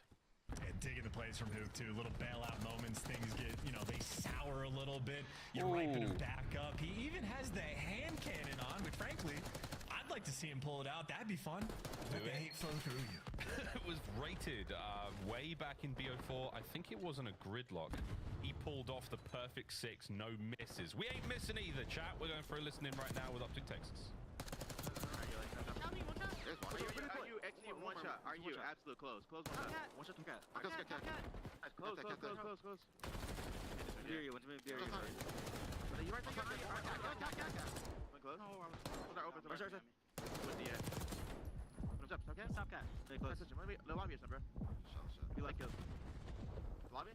Put it all up here. Lobby. Stop cat at me, bro. I don't see shake cat. I want to take it. Whatever you dump stuff on me. One guy should be new. Back. I see two. Don't worry, ammo, guys. He's dead. Out of palm. What's alright? Out of palm. You're lying. Here we go. One shot back to. Alright, one's cat late. X's cat late. One's cat. What's it in? Front. There's one side door. Yo, one's in the back. Roxas. I look at you, Dom. Getting back. Tom Callan. I have to Tom Callan. We're back there. Tom, what's that? Nice. Sure. One shot. It's done. On the truck. Absolute. Nice. Spawn in the back. You can take a shot. I got time. I'll kill in front, left side. I left. More in the back, one shot. Go short, he was short. Underneath you. You went already. Hey, look at it. Absolute look at it. Wait, let me get. I spawn out. This one back. In the back. One's pool. In the back. I'm looking at pool. Pool. In the back, dude. Nice job, bro. I'm grabbing this time. I'm more in the back. I'm staying out. I'm standing in the back. With me. Be short. I'm just staying out. Another one in the back. I'm playing safe new, yo. I have your short, by the way. One left street. Two go left street. Two of them. I have it. Let the left hit. Middle. Left, exit. Absolute Ivy, bro. Ivy with one shot. For you, Where are you? Middle. He's gonna be Damn, they sound good. 24 and 6 over a minute of hardpoint time. Great comms, lovely patience. He simply does it all. Repeated 5 sprees in the SMGs right now from Optic. I mean, it doesn't really get better than this. 17 and 8 for Shotzzy, 24 and 6 from Hoop. I mean, you get a guy with a 4 KD. Things are obviously going to be going right. I think Optic have sort of handled the sort of mixiness that the Falcons can bring to the table. They sort of figured them out just a little bit, at least on this map. Yeah, the team, the Vegas Falcons team, they can be a real whirlwind. They can be a real lightning storm, but right now he's 28 and 6 for fuck's sake. And they can do with it as they please right now. Another 5 spree. Oh, almost got that one. Towards the hard point now. Dashi lining up for the attack. Wixel pressure now through the middle. Away from there. And the pinch is done. Damn, Roxas actually did pretty decent on this point. It's not so much about P3 as it is about the next. Well, yeah, and 2 players from Optic spawning out as well. So if we're worried about the next, Falcons actually potentially in full control, but Dashi wins a big one over by Art. And the 2 players that spawn on the left side of the map from Optic bail you out into Whom, left by himself, looking to make the high impact play. Oh, he's on Whom, hold it together. Good shots there on the Dashi, second man in. The pinch is now there from Shotzzy on the front side. Roxas picks up that, so now you've got it. Great work. Vegas Falcons cross the 100-point mark. They're 90 points away. They've got to string together some sensational hard points, but a little bit of momentum can start working out. You've slowed down Hook. 28 and 9. Sounds weird, but it's true. You'll take it, but the Whom again, little bailout play. You love to see it. One player slipped the net, though, from Optic, got to the back line. That's Kenny and Falcons. Well, 24 seconds left on the time. You certainly want to hold it, but you leave a spawn open. Now things are looking chaotic, but Exnid, this is the player that can handle the chaos. He's up top, and now things are going to get much, much easier for him. Beautiful sequence on the P4. Falcons, they certainly have some fight in them. Back over to P1, and here's the fight. Exnid brings down Shotzzy, control of the map, and I think he saw that play out on the cross as well. This man is moving. Anyone who's watched his personal stream knows he puts up the numbers, and what a unique aim. That right stick moving and grooving. Over to the Whom once again, patrolling the halls. He's lost Whom. Can he catch him? He can. Falcons still in control, and the shots from the Whom, not enough. Kenny, he's now making the approach towards the hard point. The Chance Optic are on for a break. Yeah, it's getting crazy as well. I mean, final 40 seconds. Kills being picked up on the left side of the map at Optic. I mean, they're here. They're watching it. Hoop, he's got it covered. Trade's going out in towards P1. Mixy moment by the Pillars, and Falcons come out on top, and I mean that's good for the short term. Long term is they're losing bodies. Shotzi and Kenny give you extra kills. Optic still spawning out over towards P2, and thank God Optic have the spawns because the kills for Falcons, I mean they started to find them. They're finding them every time. The Whom on the front now picks up Kenny as well. My goodness, he's cooking. New hard points open though. That's where you've got Optic Texas making the move. Rotation's not set. Roxas and Exit, they're now inside. Can they clear out the back as well? You've got an opportunity here to hold this one. Kenny now trying to get the approach. He does find one on the back. Still over to Exnid, finding his kills. Inside the hard point. Dashy now trying to make the break, and he does. Optic with an opportunity to hold. So patient, but you're not going to read this. Free kill here for Dahum. He's got himself towards time. Reads the front pressure. Traded. Optic stabilized. Desperate right now just to fight and stay alive.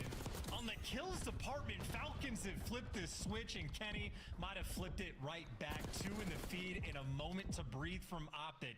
30 seconds on the hill to go. Not letting anyone get through. Yeah, now take back Shotzi that control, boys. Looking towards the new hard points as well. He is everywhere. He is everything. And right now, he's stopping any progression from the Falcons. New hard points on its way. Kenny moving over. Falcons in position for this one as well. They want the early rotation. They need the time.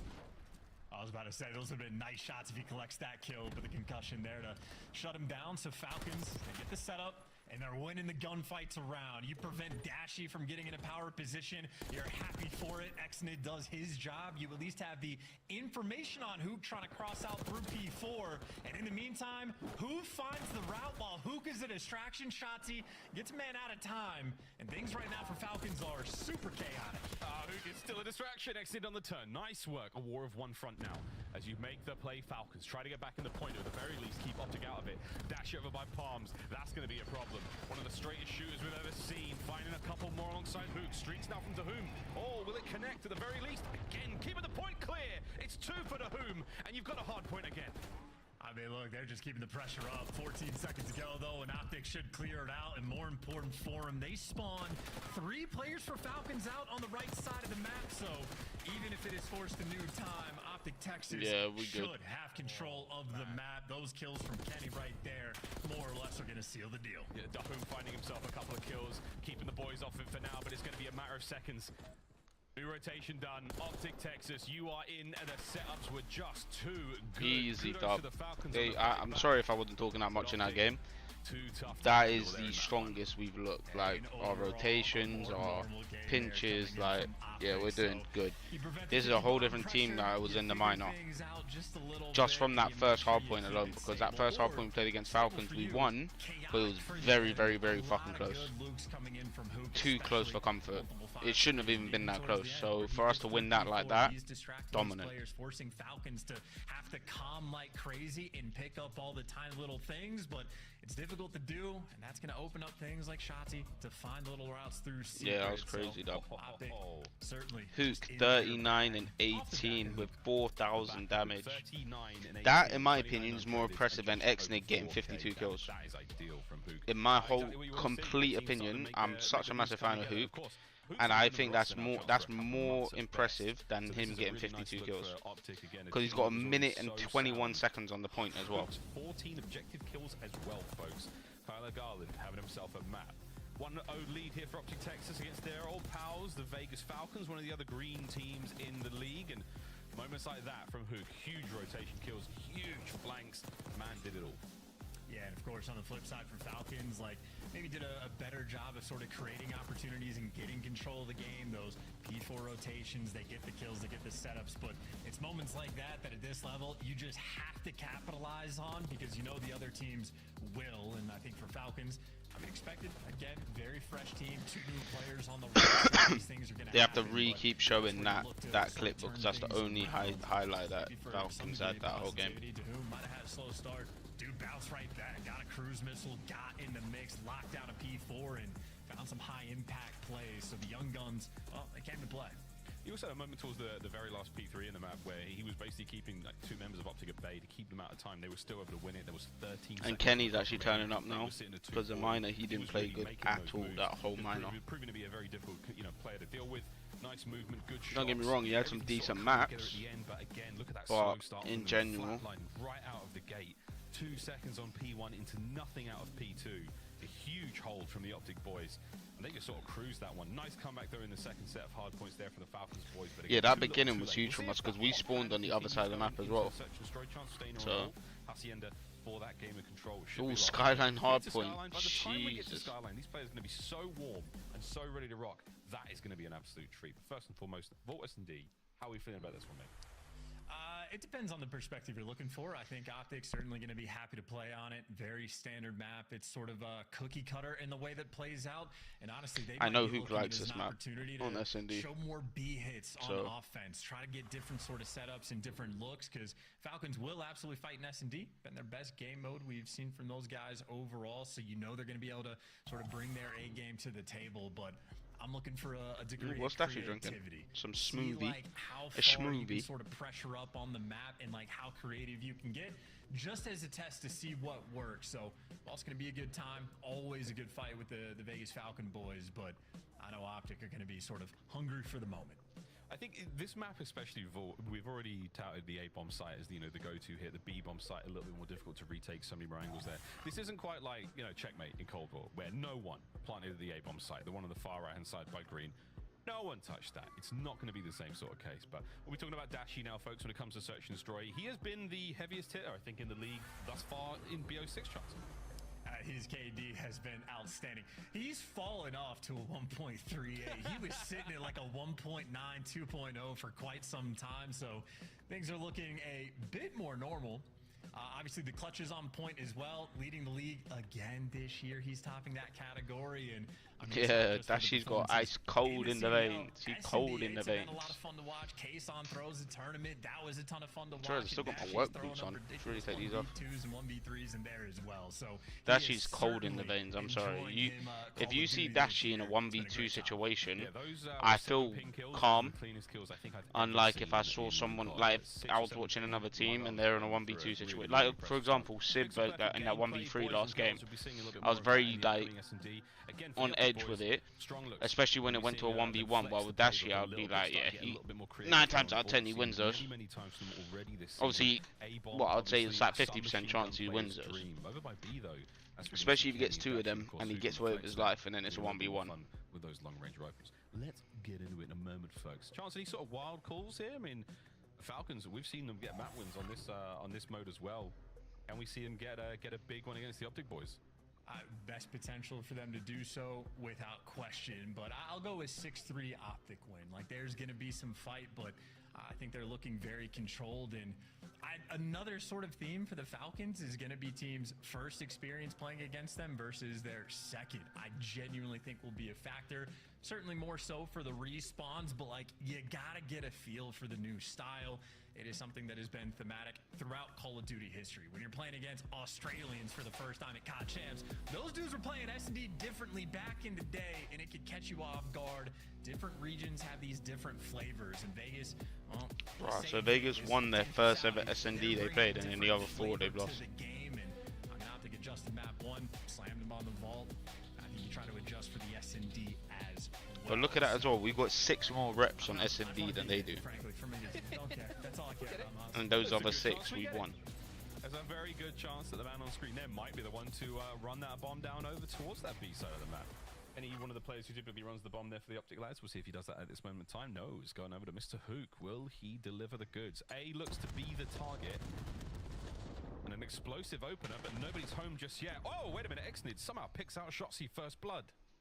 First blood, you'll take that. Bomb is going to go down, so Optic get to test their holds. Vegas Falcons get to test their retakes, and well, Dashy's got the hallway. Kenny wins a massive one-on-one gunfight cross map as well, so the odds have been exchanged, and Dashy gives you the advantage.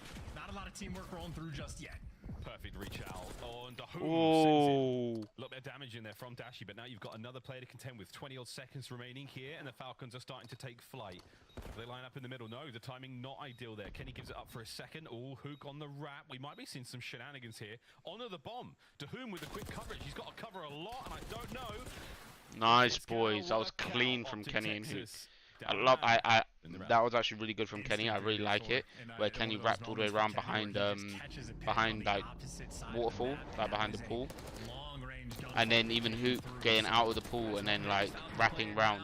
Wicked. She isolates another play in the hallway, wins a difficult gunfight, and the trades just take too much time. So, especially, I mean, Yeah, Dashi's re-peek on Xnit there was fucking clean. Because he knew he was going to jump out that window. Only good when you win them. Or maybe not even jump out the window, but he was going to do something. On its way, Falcons attack. Falcon go! Falcon punch! Falcon play! See, this is what I mean, like, fucking, this is what I mean by, like, people... Plenty of space here. There you go, Shotzi, get it back. This is what I mean, though, that the casters are so funny. Like, you wouldn't expect them to be saying shit like this. As well. It's been advantage from Optic, and they have control of everything. Kenny backing players down. The bomb is yet to move itself out of spawn, and Dahum trying to make plays with it, but now Kenny's in a god spot. He can see the push coming. Can't deal with that. Vegas Falcons want to reposition and work towards the A site, and that means you're dealing with Shotzi. That means you're dealing with Hook and how good their coordination could be. Good luck on this one. As soon as Shotzi get this intel, Hook's going to pounce. Yep, they've seen him. Waiting for it. Here comes Hook. There's number one. I'm going for the AR, but he doesn't realize that player's still behind him in corridor. Dahum has up the brakes somewhat. Roxas with a tag. Roxas with a kill on a Shotzi out of seemingly nowhere. So 25 seconds to Partyyy. Kenny turns it into a 1v2. Who can Dashy take down Dahum? Ooh, he's going for the A side as well as the Jackal, so maybe he wants to keep things up close. Nice, boys. Easy. Texas not going to let that one slip through, and maybe I want to change my 6-3 prediction there, Miles. Maybe a little bit more dominant from Optic, because this has been clean and efficient. Hook having a great game. That first blood from Shotzi, they get all the map control and then no mistakes made. Hook plays a corner in the middle of the map. Shotzi roaming the top hall, no one over Charles, no one over commit. Shotzi gets the info and sends Hook in for free kills. Textbook Call of Duty being played by Optic Texas. I will say, no, you don't get to change your pick. Like Ali tried to do it before during the break in the earlier match. Like, I'm going to have to change. No, you don't get to change those picks. They do not get changed. All bets are off, folks. 2-0 lead here for Optic Texas. And Hook might have eaten the nade that time. Yeah, takes the damage. Is this necessary enough to get the Falcons in towards the bomb site? Not so much. They're hitting the pool, and they are not there for a chill time.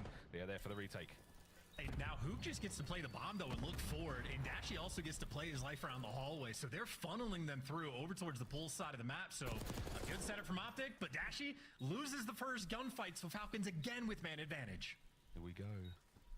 25. Shotzi at one end of the vault, Hook at the other. Kenny now making his long wrap. He's about to pick up a couple here. Eyes on Dahum. Eyes on Roxas downstairs. Now Kenny not going to overbite this one. Hook loses his gunfight to Wixel. Sends it on the inside of the site. Kenny on the late wrap. Oh, what a win from Xnid. This could be the round. Do they get on the ball? Yeah, I think they got it on time. They got it by like 0.1 second, like 0.1 second. You were exactly right. It was 0.3. 0.3 on the clock. That was so close. That could have been another man advantage situations. Falcons do not clutch, but they got the job done, and that just comes down to the 1v1 gunfights being won. You don't want to have to take the ISO gunfights, but if you don't give yourself time to work with, you gotta win them. And both Wixel and Xnid deliver. If I'm honest, that's one of those moments where Kenny in the comms goes, God, what are they doing? What I believe is that, for some slow, reason, I think that Xnid's just a massive egotist. Wixel just took Obviously, a I'm really just good saying that, yeah. deep exhale. A moment like that.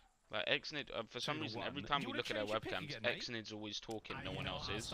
So it's like he thinks he's like the team captain or some shit. It's like, that's not how it works with this shit. Like, look, he's got bomb, like, he always has bomb, he always has to be the one to defuse, like... Oh, yes, he did. Nice nade. The kill team being sent in to take care of him, but it shots you down low.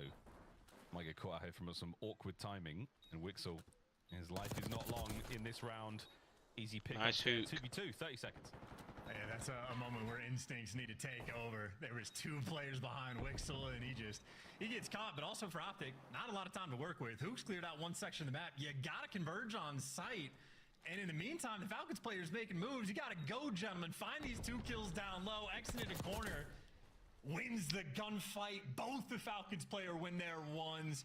A little pop-off and excitement. That was a well-executed round. Oh, I do love it when they celebrate, because it's so funny.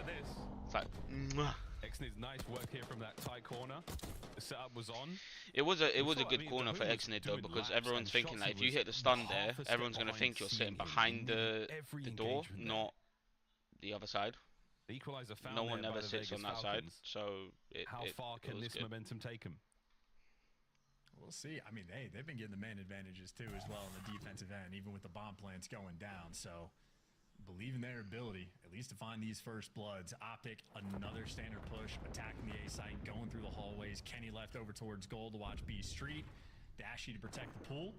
And to whom down low, it is an SMG square up there getting active.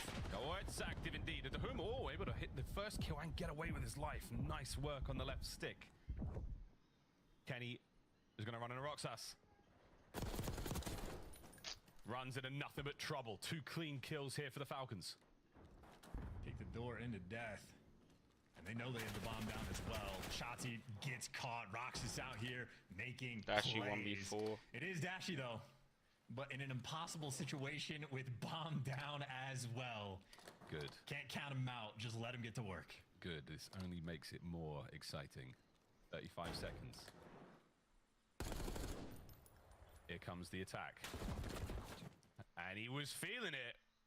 Wixel finding the last kill there. Falcons a perfect round. Come on, boys. Bringing the energy Just too. lost 3 in a Roxas row. in the Come on. comms after the end, popping off, getting hype, and maybe making another play call because it was Roxas with the reads in that round.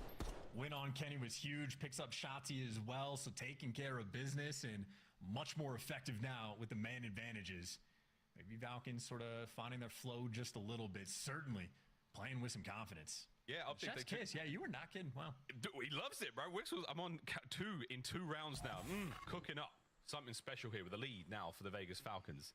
We'll see if Optic here on defense can find any speed or surprise to catch the Falcons unaware. But right now, it looks to be good. Exnid on the approach. That's Dahum over his shoulder. Another first blood. Please go plant the bomb. Please go plant the bomb. Your teammates got the art. Move over towards that B site. Someone watch Secret. Number 5 just running past. But they get the bomb down. It took them a little bit to sort of get the situation, but now the situation is made of gold. This is the best situation you could ever be on in an attacking round. And the frag grenade explodes, takes care of the card, doesn't take care of any players. Chelsea now, what will you do on the retake here, brother? 30 seconds, we're in the red. Kenny There's down. Nothing he can do. There's nothing. Kenny down. At great range, you pass the information over to Dashy. Can he find any kills up close? No, he cannot. Dahum with another clean one. Shotzi now forward, and another he can do shit sensational round from the Vegas Falcons. I'd again talk about the play. Why does Exnid keep going looking behind him? Are they like 2 in front, 2 behind? Like, are they like? So obviously, like most teams, they play like 4 across, and they're just next to each other. But it looks like they might be like 2 in front, 2 behind. I don't know. Being cheeky. He's overplaying gold. He leaves the top door closed. No, they're playing left and right, so I don't know why Exnid keeps looking behind him. So might not have been the most impactful kill, but ideas being thrown out left and right. Come on, boys, it's 4-2 to them now. Maybe. Can we win a round now? Him and Lou putting in the work clearly. Oh, 4-2. Dashy's not doing great. He's 1 and 5. Come on, Dashy. So far for the Vegas Falcons, and they've just caught wind of another player. Now, Dahum on a 4 spree. Red dots all over the place, and they're running in tandem together. A fast plant here by A, but wait a minute. Nice, Kenny. Kenny. What a win. On site now, 4 Optic players. Dashy on the back line. Catches out Exnid. Massive advantage for Optic.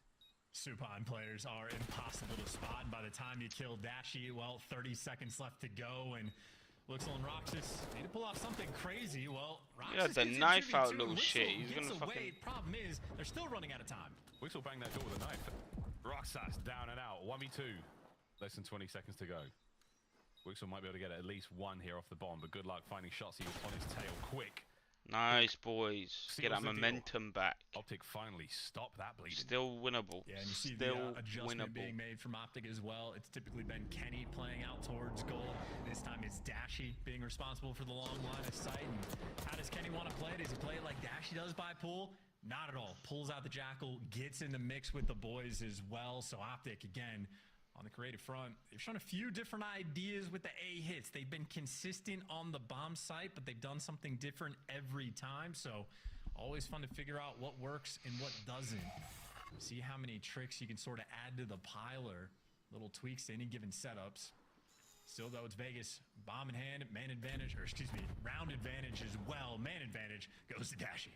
Not anymore, right? There you go, Optic, first blood. And Chelsea waiting for the call from the boys. That nade is perfect. Oh, RC car eliminated. Hook from deep spawn now is going to have to make the run up towards his boys. Optic have done a lovely job here on defense, maintaining map. Vegas have got nothing to really work with. They're going to need some time to go their way, and it absolutely does. Dashy just caught in between mid and in between Hall, and got a 3v3. And plenty of time to work with, just no space on the map. Shotzi's coming, here he is. He's just slowly making his way down the stairs, and that's the problem. A nearly unreadable position. Talk about off angles, and then that. Obtuse, if you ask me. Man advantage still Optic. A great player came on to whom as well. Just the snap back of like, why is he doing that, brother? Like, okay. Oh, Rox is caught out. 1v2, last man. Wixel finds himself in this situation once again. And this is for the equalizer for Optic. Able to get the bomb down, but with an AR in hands, is going to be tough. That certainly helps. Gets himself. Oh no, the sub.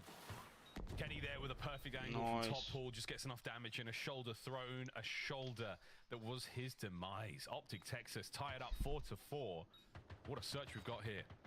Yeah, just another clinical round towards the end. Shout out to Dashy for giving me the first blood. And even though he does get picked and there's no immediate trade, Shotzi still in good position. 4-4. Keeps that man advantage flowing and perfectly played it towards the end as well.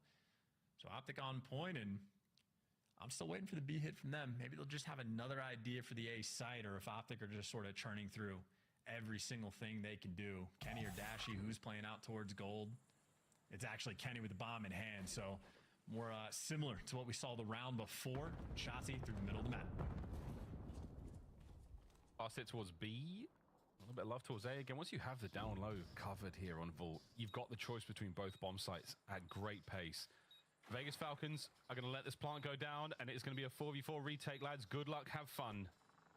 One angle from Mook.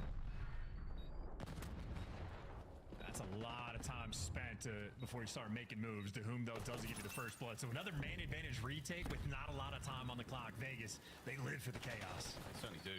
And here comes Chaos, and his name is Dahum! 3! Oh, lordy!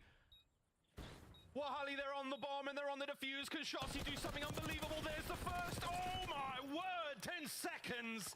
Map point, Vegas Falcons. And Dr. Dahum out here in the mix. Good lord. And like, that was an ISO play too. He was the only guy working the flank, finds a pick, goes back through the middle of the map, and just gives you two. So Falcons, I mean, maybe the individual prowess is going to be the difference maker for that pop-off potential. Every round they are in seems to be just so intense, but these guys live for it. They deliver. Dr. Dahum sweeps in for the 3. It would have been a fantastic 4 indeed, but he wasn't necessarily there for it. They hopped the defuse as well. Everything working out there for the Falcons. Sorry, I'm in and out right now, chat. Folks, they let that bomb site go. Come on, boys. Let's get this dub. Map point, an attacking round for them. Can they close it out? Possibly, man. These guys are playing with passion as well. They're trying to bring the heat, bringing the car explosions, and Wixel, well, he's not going to bring anything with his life. He's going to fall, and if you're Falcons, maybe an opportunity to hunt someone else on the other side of the map. There goes Dashy, and you can get this bomb down, so you lose the first blood battle. But unfortunately, no one's here to help their boy on site, so Exnid almost assuredly going to die, or World Star Shotzi. World Star Shotzi, unbelievable, 2v2. Hook now dancing. The battle down low by the bomb site could get very explosive. Roxas with the win! And that is the Falcons. They bring down Optic in the search to destroy. I need to go pee. 1 sec. 1-1, and what a pop-off. How about that, dude? The passion flowing, the play calls on point, and these guys are getting active on the map. Difficult to play against, and Optic do just look a little bit stunned. To figure out how they just got taken a task on Vault, because things were looking good for a minute, but a collapse towards the end. We have ourselves a tied up series. Even battle so far in the CDL. But yeah, don't worry about those stats, folks. That does not reflect anything that happened in this game of 10 minutes of exciting Call of Duty. 6-4, you weren't too far off the scoreline there, brother. And now for something completely different, folks. Hacienda Control, a map and mode that gets religiously vetoed in ranked play. Let's see if it happens here today. Well, this is going to be interesting. Again, I don't think we've had a tremendous amount of success when it comes to the Falcons' chance on the map and mode, but hey, we all get to see something new today, folks. And the fact that it's Hacienda is going to be interesting because you have a lot of opportunities to create a bunch of different looks. So I think this might be two teams bringing in very different ideas. It's just going to be a battle to see what works. Spicy, spicy series, boys and girls. I'm going to have to go get myself a glass of milk while the desk breaks all this one down. The guns are hot in Vegas. Well done, Falcons, as they tie up the score 1-1. But we're going to start all the way back at the beginning of this series. And name was, I wanted to get your thought. When you saw this matchup on paper, you're like, oh, we just saw this a week ago in the minor. How did you see this playing out? Yeah, I mean, honestly, I thought the map one could be close again because of just how hot the gun started on the side of Vegas Falcons in the last series that they played. And in this one, obviously, Optic get away with it, but you saw Dahoom so much more comfortable throughout this one. Map number one puts up a ton of damage. And then in that search and destroy, which I can't wait to get to, they look damn good. Let's take a look at some of the highlights from this series. And Allie, you were saying it in the green room. The intensity is there for the Falcons. You can see it in their cameras. How was Optic playing in game one? Optic was playing great in game number one, and what I was so impressed about in game one was the fact that it was the Hoop show, and that's what we saw versus Carolina as well. When they took that map number one off of them during the minor, it's because Hoop was just having his way in the respawn. Unfortunately, that did not translate over to search and destroy, but for the sake of Hardpoint and Optic Texas fans, this is looking really good for your SMG duo. And I think he was watching the pre-show. He heard your comment about Brad being that guy who could take over. So I got chocolate Watch this. Hold my beer. Yeah, no, definitely. I mean, Hoop gets going. He was going nuts. I mean, I think he was like plus 28, 34 and 15. The guy was going insane, and you could tell Optic put 34 and 15. It was 38 and 19. Cost them last time they played Falcons on this. Get it right, Nameless. Come on. Very good at setting up on P2, which ultimately in the end, like Falcons could have come back if they were able to break, but Optic just so much more priority there. They're able to take it. Hey, baby. Hook's putting up performances like that, then they can be the Optic that we know. How you feeling? Feeling any better? There's the new faces, Dahoom and Wixel for the Falcons, and you saw towards the end there, Dahoom pulls out the cruise. The man earns himself a streak, so the gunny starts to heat up. What happens in game number 2, Alley Cat? Well, game number 2, it was the Dahoom show, right? I mean, 11 non-traded kills across the board and 3 floods. And what's so important about that is in map number 2, when you talk about search and destroy in Optic Texas, they need those opening duels. That is where they find 90% of their success. They're one of the best teams they do get that first blood. And Falcons clearly did their VOD review and went up against that. And we have a 2-0 start for Optic. It's 4 straight rounds from Falcons. How do they battle back? Yeah, I mean, dude, truly, like, awesome gameplay from them. Great adjustment to the search play. I think it's the first time we've seen them play Vault. We saw some rounds on offense that, you know, they get the bomb down at B. And, you know, Rox is sitting in the building, and me and Joe were looking at him, we're like, dude, he's not really doing much right now. But honestly, it's not a bad play because you know Shotzi's going to be trying to make a play in your base. So just like playing patient and like not getting picked, one thing is huge. And then they had some awesome retakes. Like late in this game, like they get bombed, or Optic gets bombed down low, and then Falcons just kind of just all pinched from different directions and find their kills, playing off each other, just something that they weren't doing.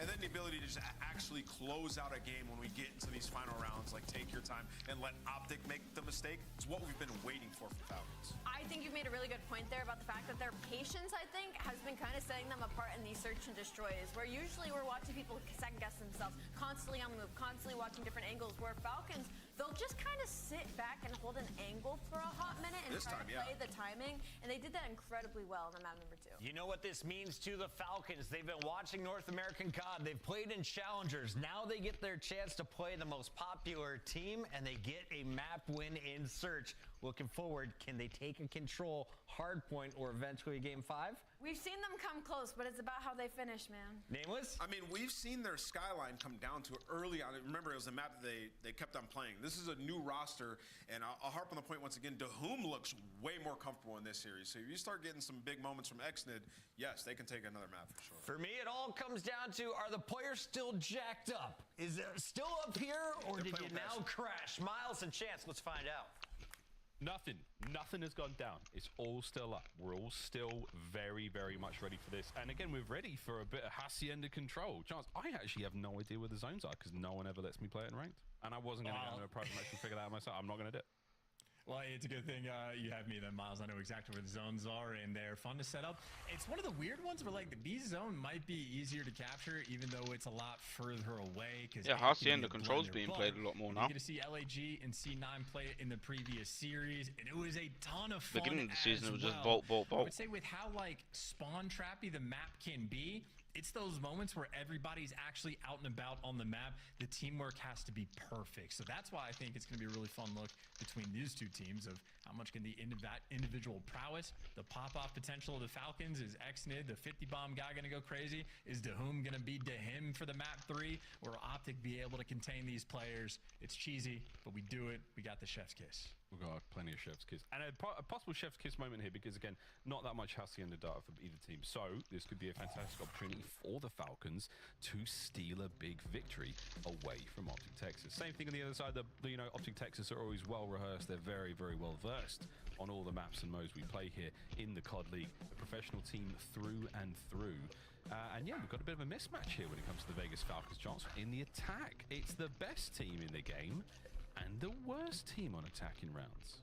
Of course, though, these stats are overwhelmingly vault control, so Hasi will be a different look, but if you have a 1-in-9 record on attacks for vault, well, that means the coordination in these moments where you're forced to hop on the objective in a certain way can be a little bit difficult to orchestrate, and I think Hacienda will be even more difficult on the attack than vault is, so potentially bad signs there, but maybe Vegas will be hopeful for it, because again, even on the offensive we're definitely going to a Skyline hard point. Past 10, and you just constantly spawn them out like towards boat or depth spawn, and you can spawn kill relentlessly. So creating the moments is what you're going to be gunning for. Obviously, the records tell a pretty distinct story. Well, this story is being written as we run it. This is going to be a big one here again for the Falcons. Optic to take the lead in the series as well. To Hacienda we descend for a game of control, folks. Of course, the A zone smack bang in the middle of the map. B out there by Tin. Looks like we're absolutely sending it. Oh, yeah. Are we going all the way around? We might be. I don't hate it. I mean, well, it's like the least important part of the map in the sense that Optic off the rip didn't even bother to send anyone that direction at all because you just hit the one lane where there's no zones. But now you've done a full lap. It took you 30 seconds to get here, but you made it to the B zone. You're in, and now you got to pinch. Deal with one side of it. Yeah, trades are there. Roxas got to go Grande. Cannot do it. Dashi finds his, and the second for Big Bruce. Zone safe for now. It's wasted their time getting to that B zone. Spawn. Hey, if it works out, great. If it doesn't, tough. You got a couple more lives to throw. You got just under a minute.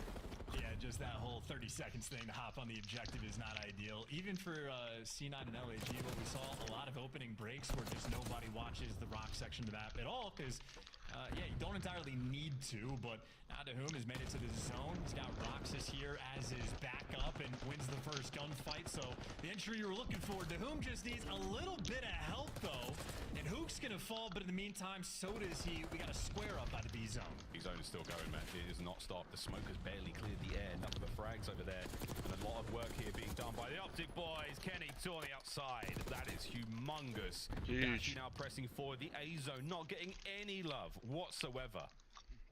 20 seconds to go. And good reads on the corner, I suppose. So there's the first two kills you were looking for. Dahum, even with the movement, able to get out with his life. So if you're the Falcons, you know at least Hook is going to be behind you. But then, of course, off spawn, you get caught trying to take a route, but you win the gunfights on the front. 12 seconds left on the clock. Falcons have made it to the zone. Yeah, he's doing a lot of work there with the damage into Dahum as well. Now the first segment cleaned up. Nades from Shotzi unfortunately cleaned him up. And now Dahum, he and Xnid lay prone behind the safety of the trophy, and a big win out of Xnid. Second segment done. Oh, wait.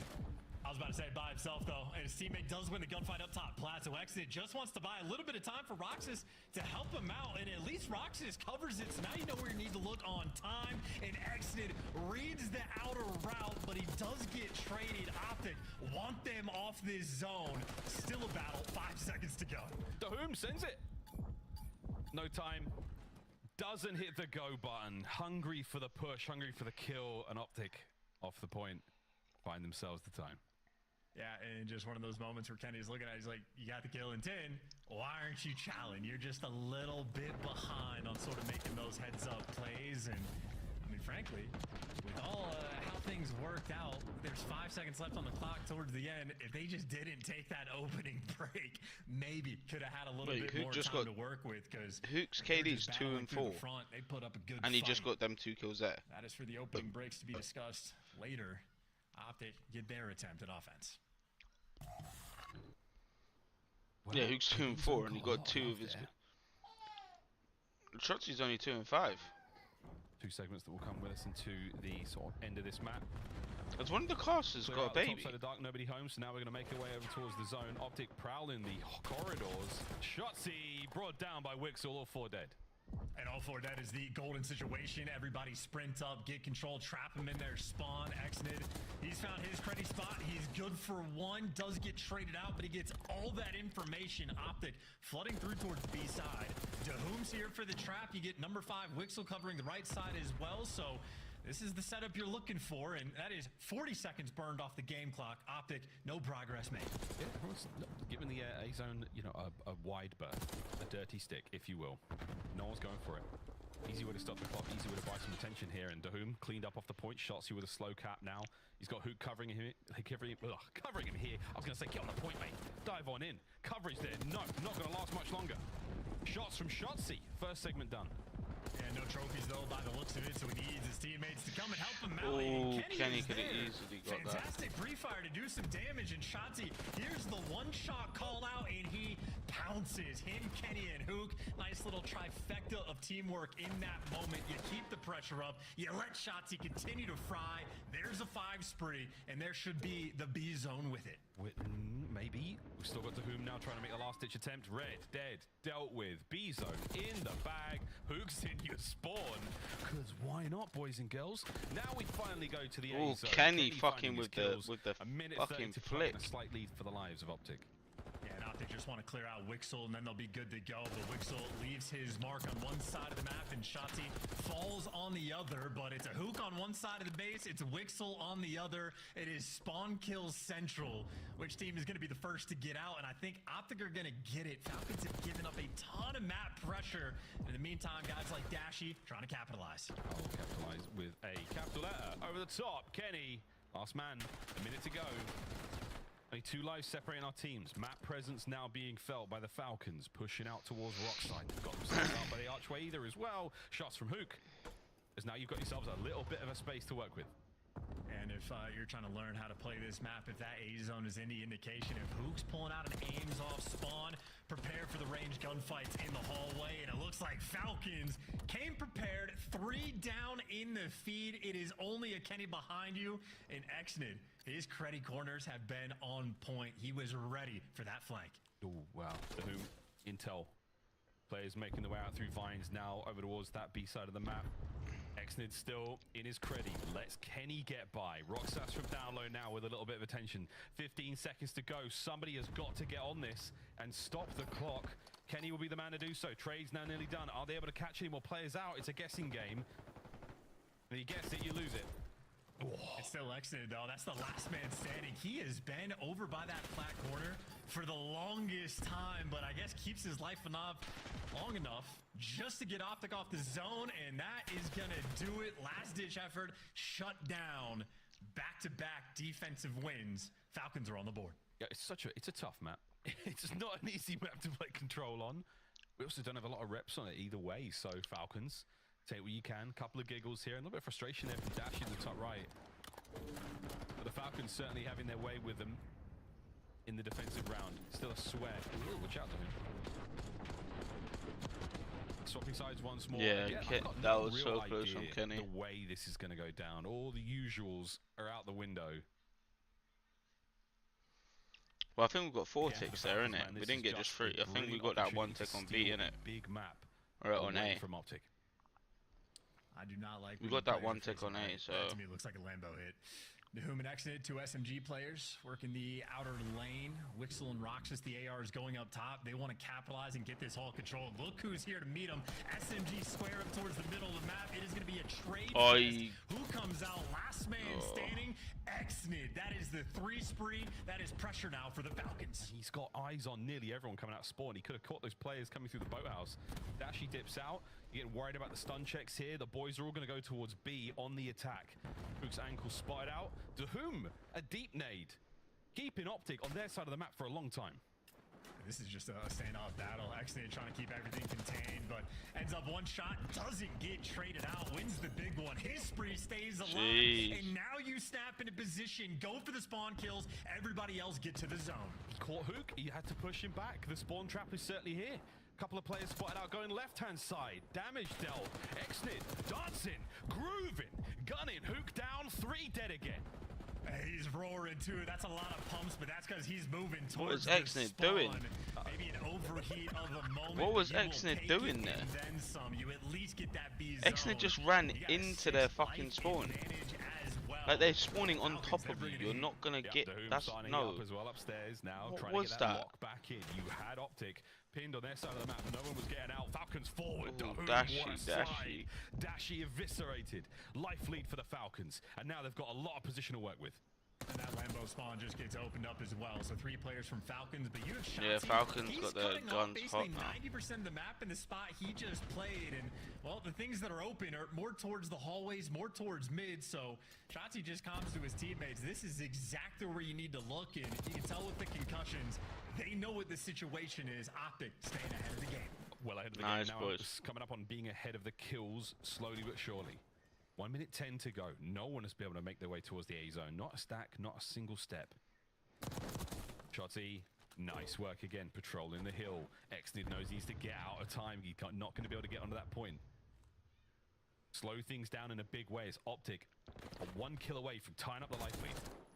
And Shotzi's just reading these players, right? He knows that Exnid was the guy that was over towards the zone, but he plays up top because he is not the one that is forced to move. But once he gets an opportunity to move, he finds himself a little palm tree. And again, he can just feed information, spots a guy in secret, gets a kill, and he might get traded, but he just got info on 3 players.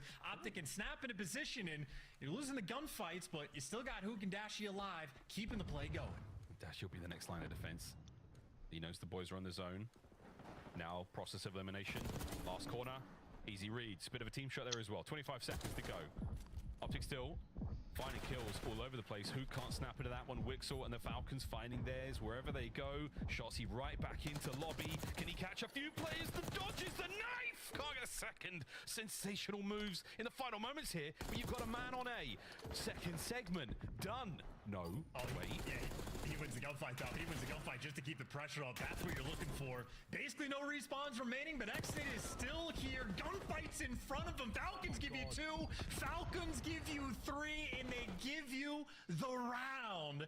Optic were handling them on defense for a minute straight, and they Optic, man, you bottled that shit so hard that round. Ferocity. That round was bottled so hard.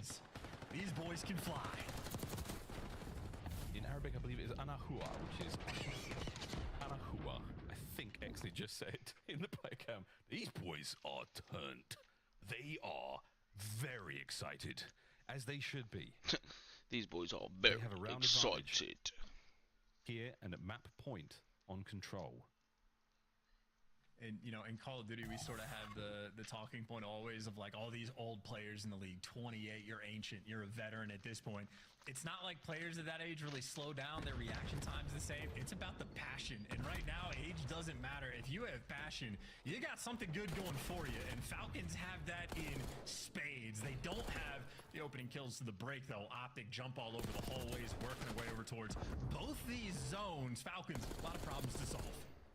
Good luck solving these problems. He caught at least one player out there, but Kenny is now just dancing through the kill feed. Nice work. He and Hook getting theirs. Exnid trying to catch out these players on the capture at B. And he doesn't. And now we're doing laps. We'll let everyone go by. I mean, this is pure chaos. Hacienda is a weird one, man. Oh, and he put his gun on single fire mode, and he still gets the kill. So Exnid is built different. He's so turned. He just single tapped his way through. Like, this is nuts, man. The whom? Here comes the Chow. You read it, but it didn't matter. Hook had the hit points. Now you've got a lot of presence on B. Second segment clearing up. We're going to get that capture done any minute now. Kenny's got himself a corner. Nice reads, though, from the Falcons. They're like, dude, we know the credit spots. We run them on this map. B-zone gone. Here we go. Yeah, it doesn't make a difference though, right? That cruddy spot is just being played for like sort Right, of a lot containment. better, a lot Doesn't matter better. if you die, you got 3 players on the zone and a 6-life lead. And Optic have been pretty consistent. They're not like going too heavy for the spawn traps, but they're constantly flooding AR players like out over towards office and try to handle like the outskirts of the map. So Optic are looking to funnel these players in.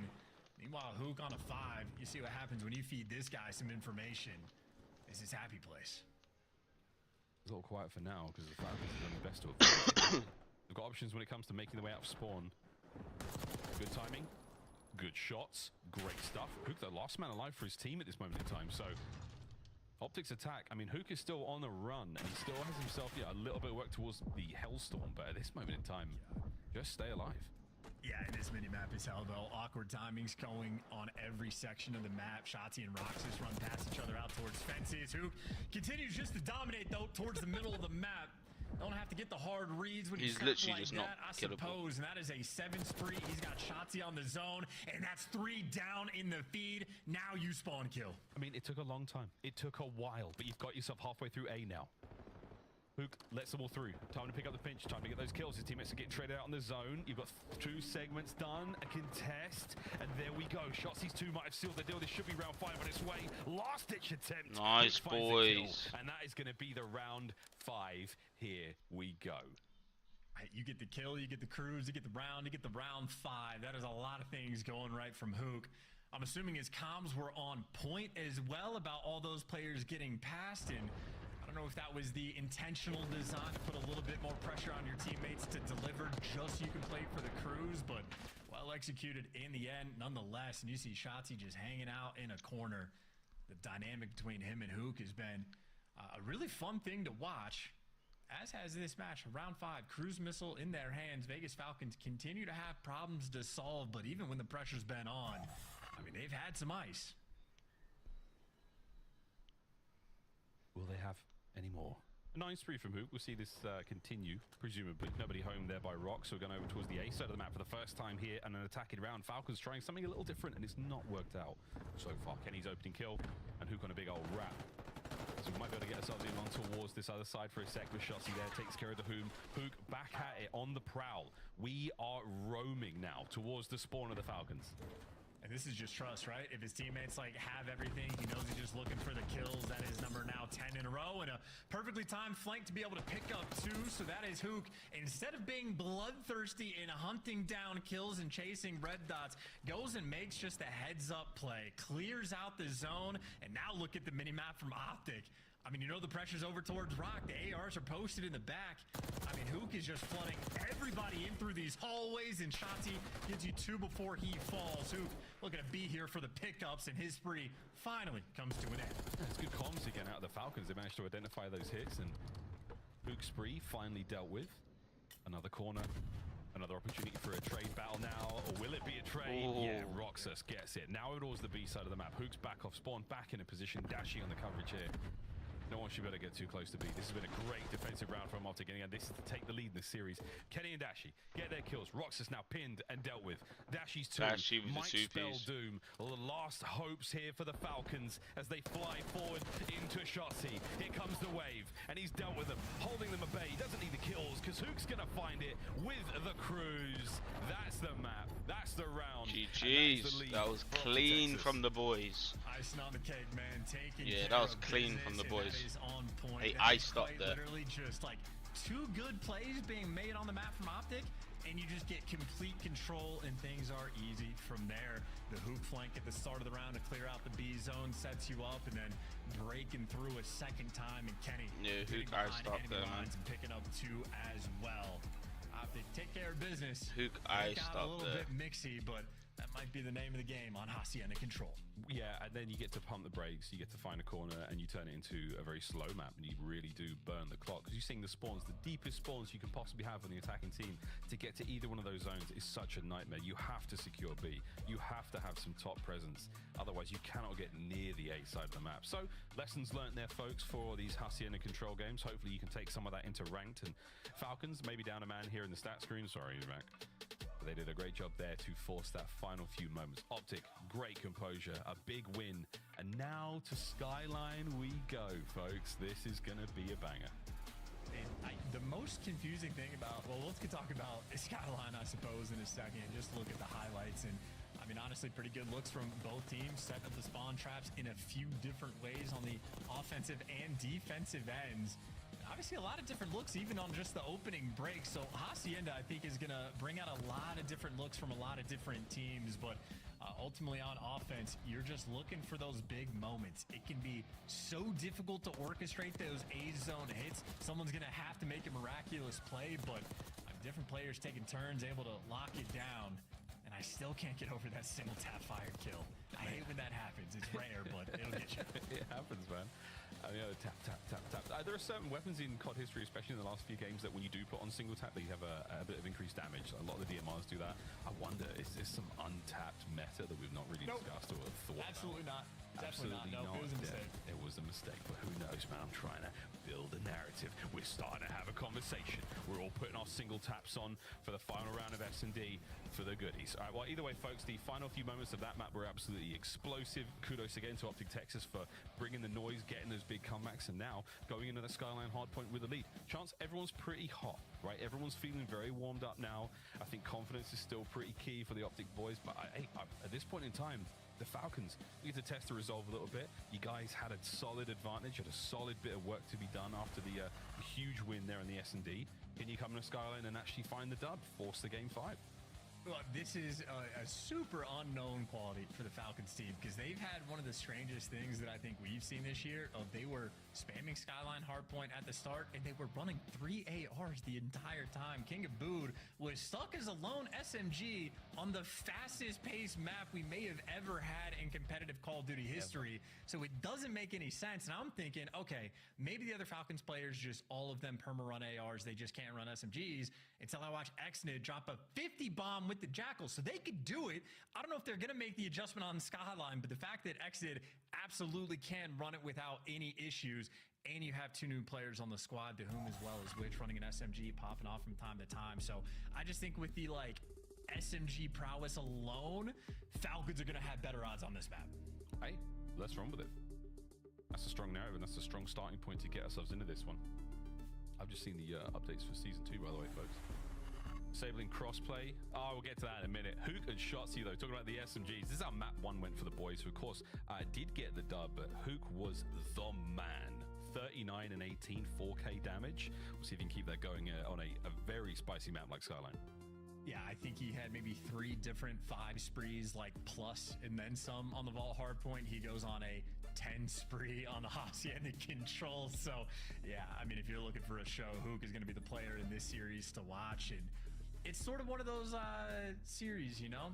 If Falcons have a reputation of, being either a much more aggressive team or, they create these weird timings, it can be a bit more chaotic. That's Hook's bread and butter. That's what he lives for. He drops into the chaos at Challengers, and a week goes by, and everybody goes, he might be the best player in the game. This is the environment for him, and Skyline, the perfect map to breed this sort of thing as well. So, going to be fun indeed. Hook versus the world in the brand new SMGs of Falcons. Match that pace. Again, it feels like the same situation we saw there on Hacienda, where what does Hook do? He just walks through the halls. He takes on these comers one by one, like some sort of John Wick character, just facing anyone, not missing a bullet. Same thing on a Skyline hardpoint, nearly impossible to do. We'll find out, folks. Strong search and destroy, strong game of control, and now another opportunity in a hardpoint. Where does our series go from here? Optic match point. Falcons to force the game 5. And the true test of a good Skyline team, because obviously when things get mixy, you just have to handle it. But when you actually get these full setups on times, how much can you actually milk out of it? Because that's a beautiful start. There's Exit with the Jackal in hand, giving you 3. That's exactly what you need him for. And this is a dreamy situation as far as the P1 goes. It's been the day of the Jackal, in the morning of the Jackal. The first life here from Xnid has been Xnid came out with smoke. Full hardpoint control. All the boys came out with smoke. We got a kill yet? Okay, yeah, we got That's going to get him off the time for now. And again, Xnid staying alive very, very well. 5-0. Give his boys a lot of time off the opening break. Now we sort of vibe back for position again. You got the Falcons players spawning on the left side of the map. So obviously the attempt to set up towards P2. Hook is going to be waiting in the wings. Excellent. What the good fuck? Lord, that's a gunfight. 6 and 1. P2 soon to be open for business. And that's another one from Shotzi. Good work. Backside now a little safer. Is he doing the route? Yeah, he is. He's gone all over the place. Difficult to deal with, difficult to contend with. And to whom? Can you find at least one here on the opener? The answer is no. Shotzi with another great kill. 4 now in a row on this hard point. Yeah, shout out to Shotzi for literally doing that himself, winning his team the break. You got to keep the pressure up, though, because Xnid, maybe the heavyweight battle we're having between these two players, trying to keep things alive. The pressure through the front, though, Shotzi gonna read it. There's a 7 spree. Now the front man, he'll bait for you, too, if you need. Shotzi, he'll do it all. He's doing the time as well. Whoa, he was a bullet away. Xnid's 2-piece now as the Falcons have overwhelmed the hard point. Better late than never with 20 seconds left to add here. Xnid down the route, and we are doing laps around Skyline, folks. More time here, still to be played for. The clock has been stopped at 4:20, and it will most likely not be coming down to the game clock in this map. Multi-kills all over the place. New hard point in kitchen, Optic there. Xnid might, I mean, it's super early on. If this dude just keeps the same pace, which I expect him to do, he might break his own kill record. 13 kills for 2 hills is absurd, and this dude is obviously playing with all the confidence in the world. It's a long-awaited pinch. Does he time it out with his teammates? Maybe well enough, and there's the final one to roll through. So a little bit of pressure here for the Falcons, but they're working through the front. It is still a difficult situation. Wixel, what a kill from Dashy up close with nice, the Dashy. Break the hard point together. 35 seconds left on this one. Roxas off spawn. Nice. Can't get a single thing going, and Kenny, he's taking a route to pick these players up off of spawn. Xnid will be up next. Oh, look at those. Green for Optic Texas. Pressure towards the new hard point as well, and Dashy's finding the kills. Oh, this is a nightmare of a mini-map, and I think Vegas should come out on top. There you go. You got 3 players in the back, and Dahum gives you the 2 kills, so I think Kenny maybe ended up on the wrong side of the map, blocking spawns when he didn't want to, but something slipped through. But these are the Skyline moments I'm talking about. When you get a full setup around P4, how much time can you milk out of it? You are down by 14. Can you deliver? Wixel, tremendous pressure and exceptional shots from Dashy to pick him off the back patio there. So now you go right into it. Hook's looking for an angle, looking for a route here. You've still got a nice bit of kills there, and what a coverage from Wixel across the map. He's got himself the top catwalk. Dashing out forward. Can he peel the hoop? No, he can't. He gets washed from the bathtub. 40 seconds to go here, and nice work from Shotzi. You get him off the time for a second. Counter-attack opportunity here, and the minimap is absolute pandemonium. It's white and green all over the place. Hook snipes his way through. Dahum up next. Might be able to get 1. There's no way he gets 2. As Hook's there for the point, Optic with a break. And that's what an interesting hill as well, because it sort of starts off with Wixel, the most important guy in that power position, like losing the spawns for his squad. They battle back for a brief moment, but it's Optic who end up coming out from this hill effectively even, which means they're victorious. You take the opportunity towards P4. Falcons go into it down by 13, and that same difference in the score is still there. And I mean, even on a rotation, it's Hook here first. Roxas, he and Xnid now trying to make entry towards the hard point. You can see from the sky view there's a lot of space here in this hard point, but that's a clean 4 down from Optic Texas. See where the white arrows were there from the Falcons, trying to get a cheeky contest. Shotzi says, no thanks, lads. Instant kill, instant nade over towards the top AC hop. As Dashy and P2 now doing what he can hold on this side of the map. It's only him as he battles the world. For sure, tough spawns to read as well, but this is a good look at what an AR player has to do when you're losing the gunfights. You care so much more about the spawns, you gotta stay alive, but eventually it is just overwhelming. Too many Falcons players near the zone, and we'll see how long they last for. Xnid continues his prowess. He's got 18 so far, and Falcons maybe lose out on a little bit of P1 scrap time, but 3 players set up in and around P2. Another opportunity to get some big points. Beautiful work, Shotzi from the zip straight into the feed. Nice shots there from the hip. Is he going to go for the second? No, easy reads. Seeing his boys. Oh, absolute turn. Tries to shoot his teammates in the back. I've done that many, many times. Shotzi. Easy read on a Wixel. Now trying to catch these players out towards New as well. But oh my word, the timing. He versus Xnid. An easy one. Beautiful stuff there from Optic Texas. Still holding on. Vegas Falcons now. Duolingo at the ready, folks. Let's go for listening. كيتشن صام كيتشن واحد قدم يمين واحد قدم العب العب بسوء يلا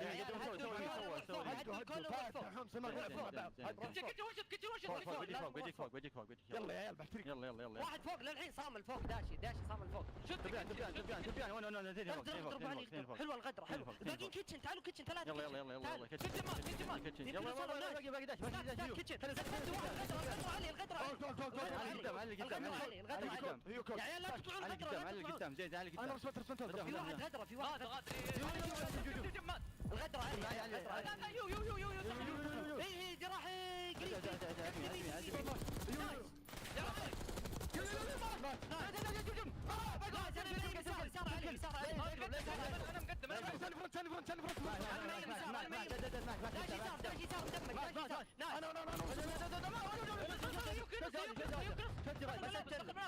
بس I'm fucked. انا اشوف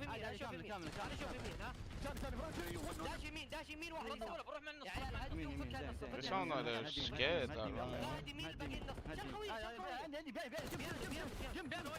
Dashi killed Hook by mistake. جسر بيانو ماسكين حادين اي فوق وان شوت يمين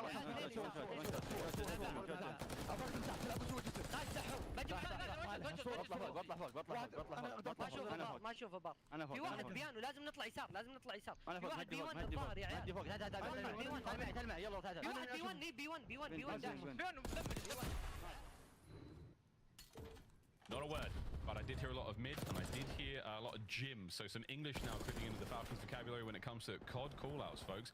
I'm seeing a lot of pumps, Chance. A lot of pumps.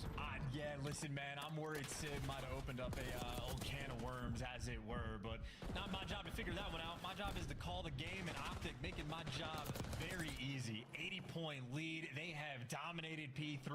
They have dominated this rotation, and the P4 hold thus far has been perfect. Doom looking to be the entry man. You slide into death. Your boy's not quite there for the trades. Or maybe Roxas is. He gives you 2, so maybe a little bit of life, but a long way to go. Optic Texas just have a sizable lead. A sizable 20 points, though, here. Was going to put the Falcons at 140 plus. This might be what you need. Shotzzy looking to slow down that hit. Oh, my goodness. From the hip, straight into the point. The next 10 could be great. No, it looks like the Falcons are still going to get that one. Hook over by the top side of the minimap. He's going to find himself a couple more kills. Nice work there with a stun. A 2-piece he'll be happy to take. Doesn't pick up on the player in gym. So again, absolute madness here on Skyline. And accident does get traded, so the one player that sort of slipped through does get cleaned up, and this is efficient work. Gotta say for Shotzzy, you gotta love when the concussions. This is fucking clean for the boys. Or at least in front of the feet of the enemy. Down low, he continues to dance. Falcons clear Optic mostly off the board, but Hook was the last one alive, and he gives you the first kill on the push, so Falcons still gonna have to fight just to keep things even. Desperation effort now on this people. Doom trying to do it alone, and he took a lot of AR rounds there from both Dashi and Kenny. Still plenty of time here to be had. Quick contest. Shotzzy manages to get in and steal it from the very top side. Wixel there on the immediate trade. I mean, a moment like that, it's just panic. You have to deal with the man. He pulls the entire setup apart alone. All those white skulls now across the map. As Skyline riddled. This isn't even me being mean. Like, we got rotation. We got 6 seconds left till the win. Like, yeah, they can't even get. They won't even get there in time. Yeah, GG's. Way more confident on hard point, and we're getting a lot better on control as well. In the respawns, really indestructible. Yeah, point game mode. We saw 1 and 4 there from Optic and the Hacienda. Might have been Mixie. That final defense was as good as it is gonna get there from Optic. So maybe talk over the vault. S&D, figure out the 1 or 2 rounds that didn't go well. How did they keep clutching when we were getting these bomb plants down? But other than that, efficient series coming out from Optic Texas. They continue to improve their record, add 10 extra CDL points to the pile.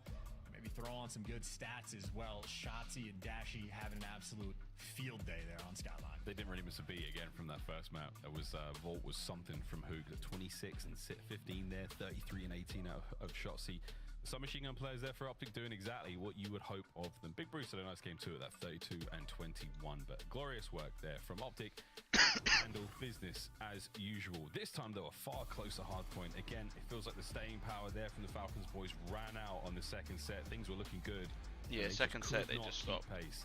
A very, very clear differential there in our second set of hard points. Towards the end of third, just getting flatlining a little bit. But there we go, folks. That's the series. Optic, 10 more points. The Falcons, a lot of good looks there. And again, the S&D outside of that, nice stuff on the control. Hacienda, I mean, how many more Haciendas are we going to see in the season? I don't know, folks. You never know. You never know. I didn't think we were going to see that many Fortress controls in the MW2 season, and after a while it basically became the only thing we played. Who knows, boys and girls? You know who does know? The desk. I definitely know. Definitely know. Definitely don't know. Wow, that series way closer than we expected at the start. Optic showing though why they were the favorite towards the end. Ali, where do you want to start? There's just so many places to start. I guess we should start congratulating Optic for winning this series.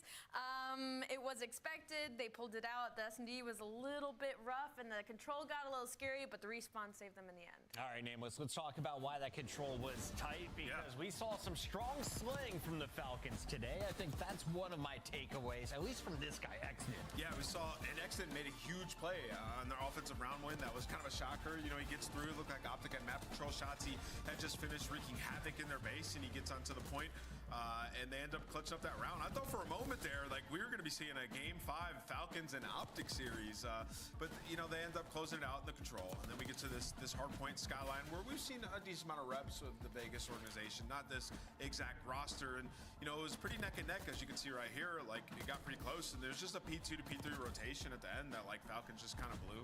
That's, like, where you can snowball a bunch of points, and that's kind of what Optic did. They were able to blow the game open right here, as you're seeing on your screen, get a good setup, and the Falcons just never able to regroup.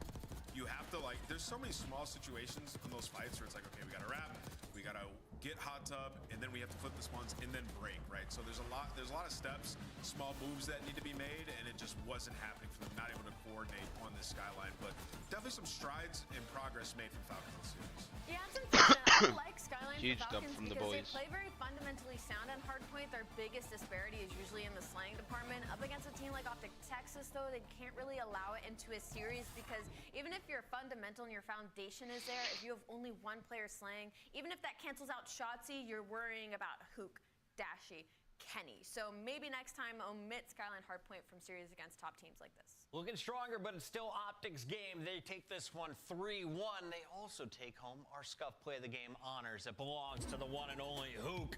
Pred's replacement coming in a game 1. He made his impact felt. Look at this 8-1 start.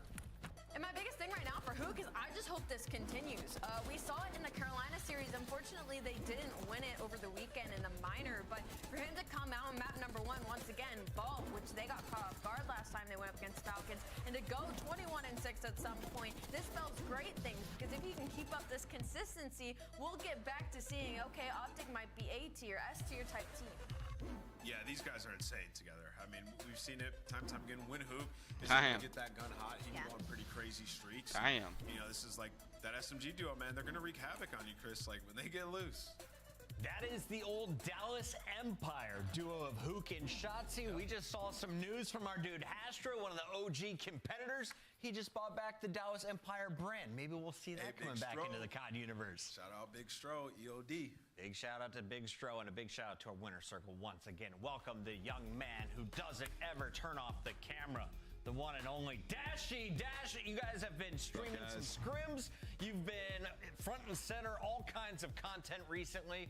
And a lot of people were talking a lot of smack after the minor. Do you feel you were favorites to win that tournament? I mean, I'm never going to bet against ourselves. So definitely went in it with the intention of winning it. But it happens, you know, it's you win some, you lose some. And weren't the better team that day. So just got to tip your hat to the Ravens and... you know, they lost the phase. Never mind. Tip your hats to phase. But, every day. Fair enough, Dashy. Congratulations on the win. I kind of just want to pick your brain right now about Search and Destroy and kind of, you guys, I feel like I've been on either extreme ends. You're either doing really well or you're really struggling and having a slow start. Have you guys pinpointed kind of where the struggles in Search are right now? And if you can give us any insight? Honestly, like the way Vegas was playing was very interesting. So just give them credit for, I guess, their game plan. But so we're working on every game, not just S&D, and it's a working process. So got to get back to the lab.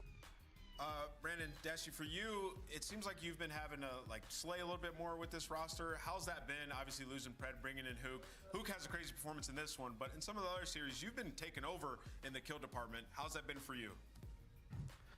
I think it's just Treyarch, you know what I mean? These type of games just suit my playstyle, and I guess with our team, our composition, I guess, but I guess I have to slay, but I'm just down to do whatever it takes to win. I mean, today I had day off. Kyler, it was a nuke series, so the kid was just soaking and just collecting. Kid was doing damage. I wanted to ask you, Dashy, we announced recently on Twitter that tickets were going on sale for Major number 2. What is it like playing in Texas in front of that home crowd? Oh, it's insane.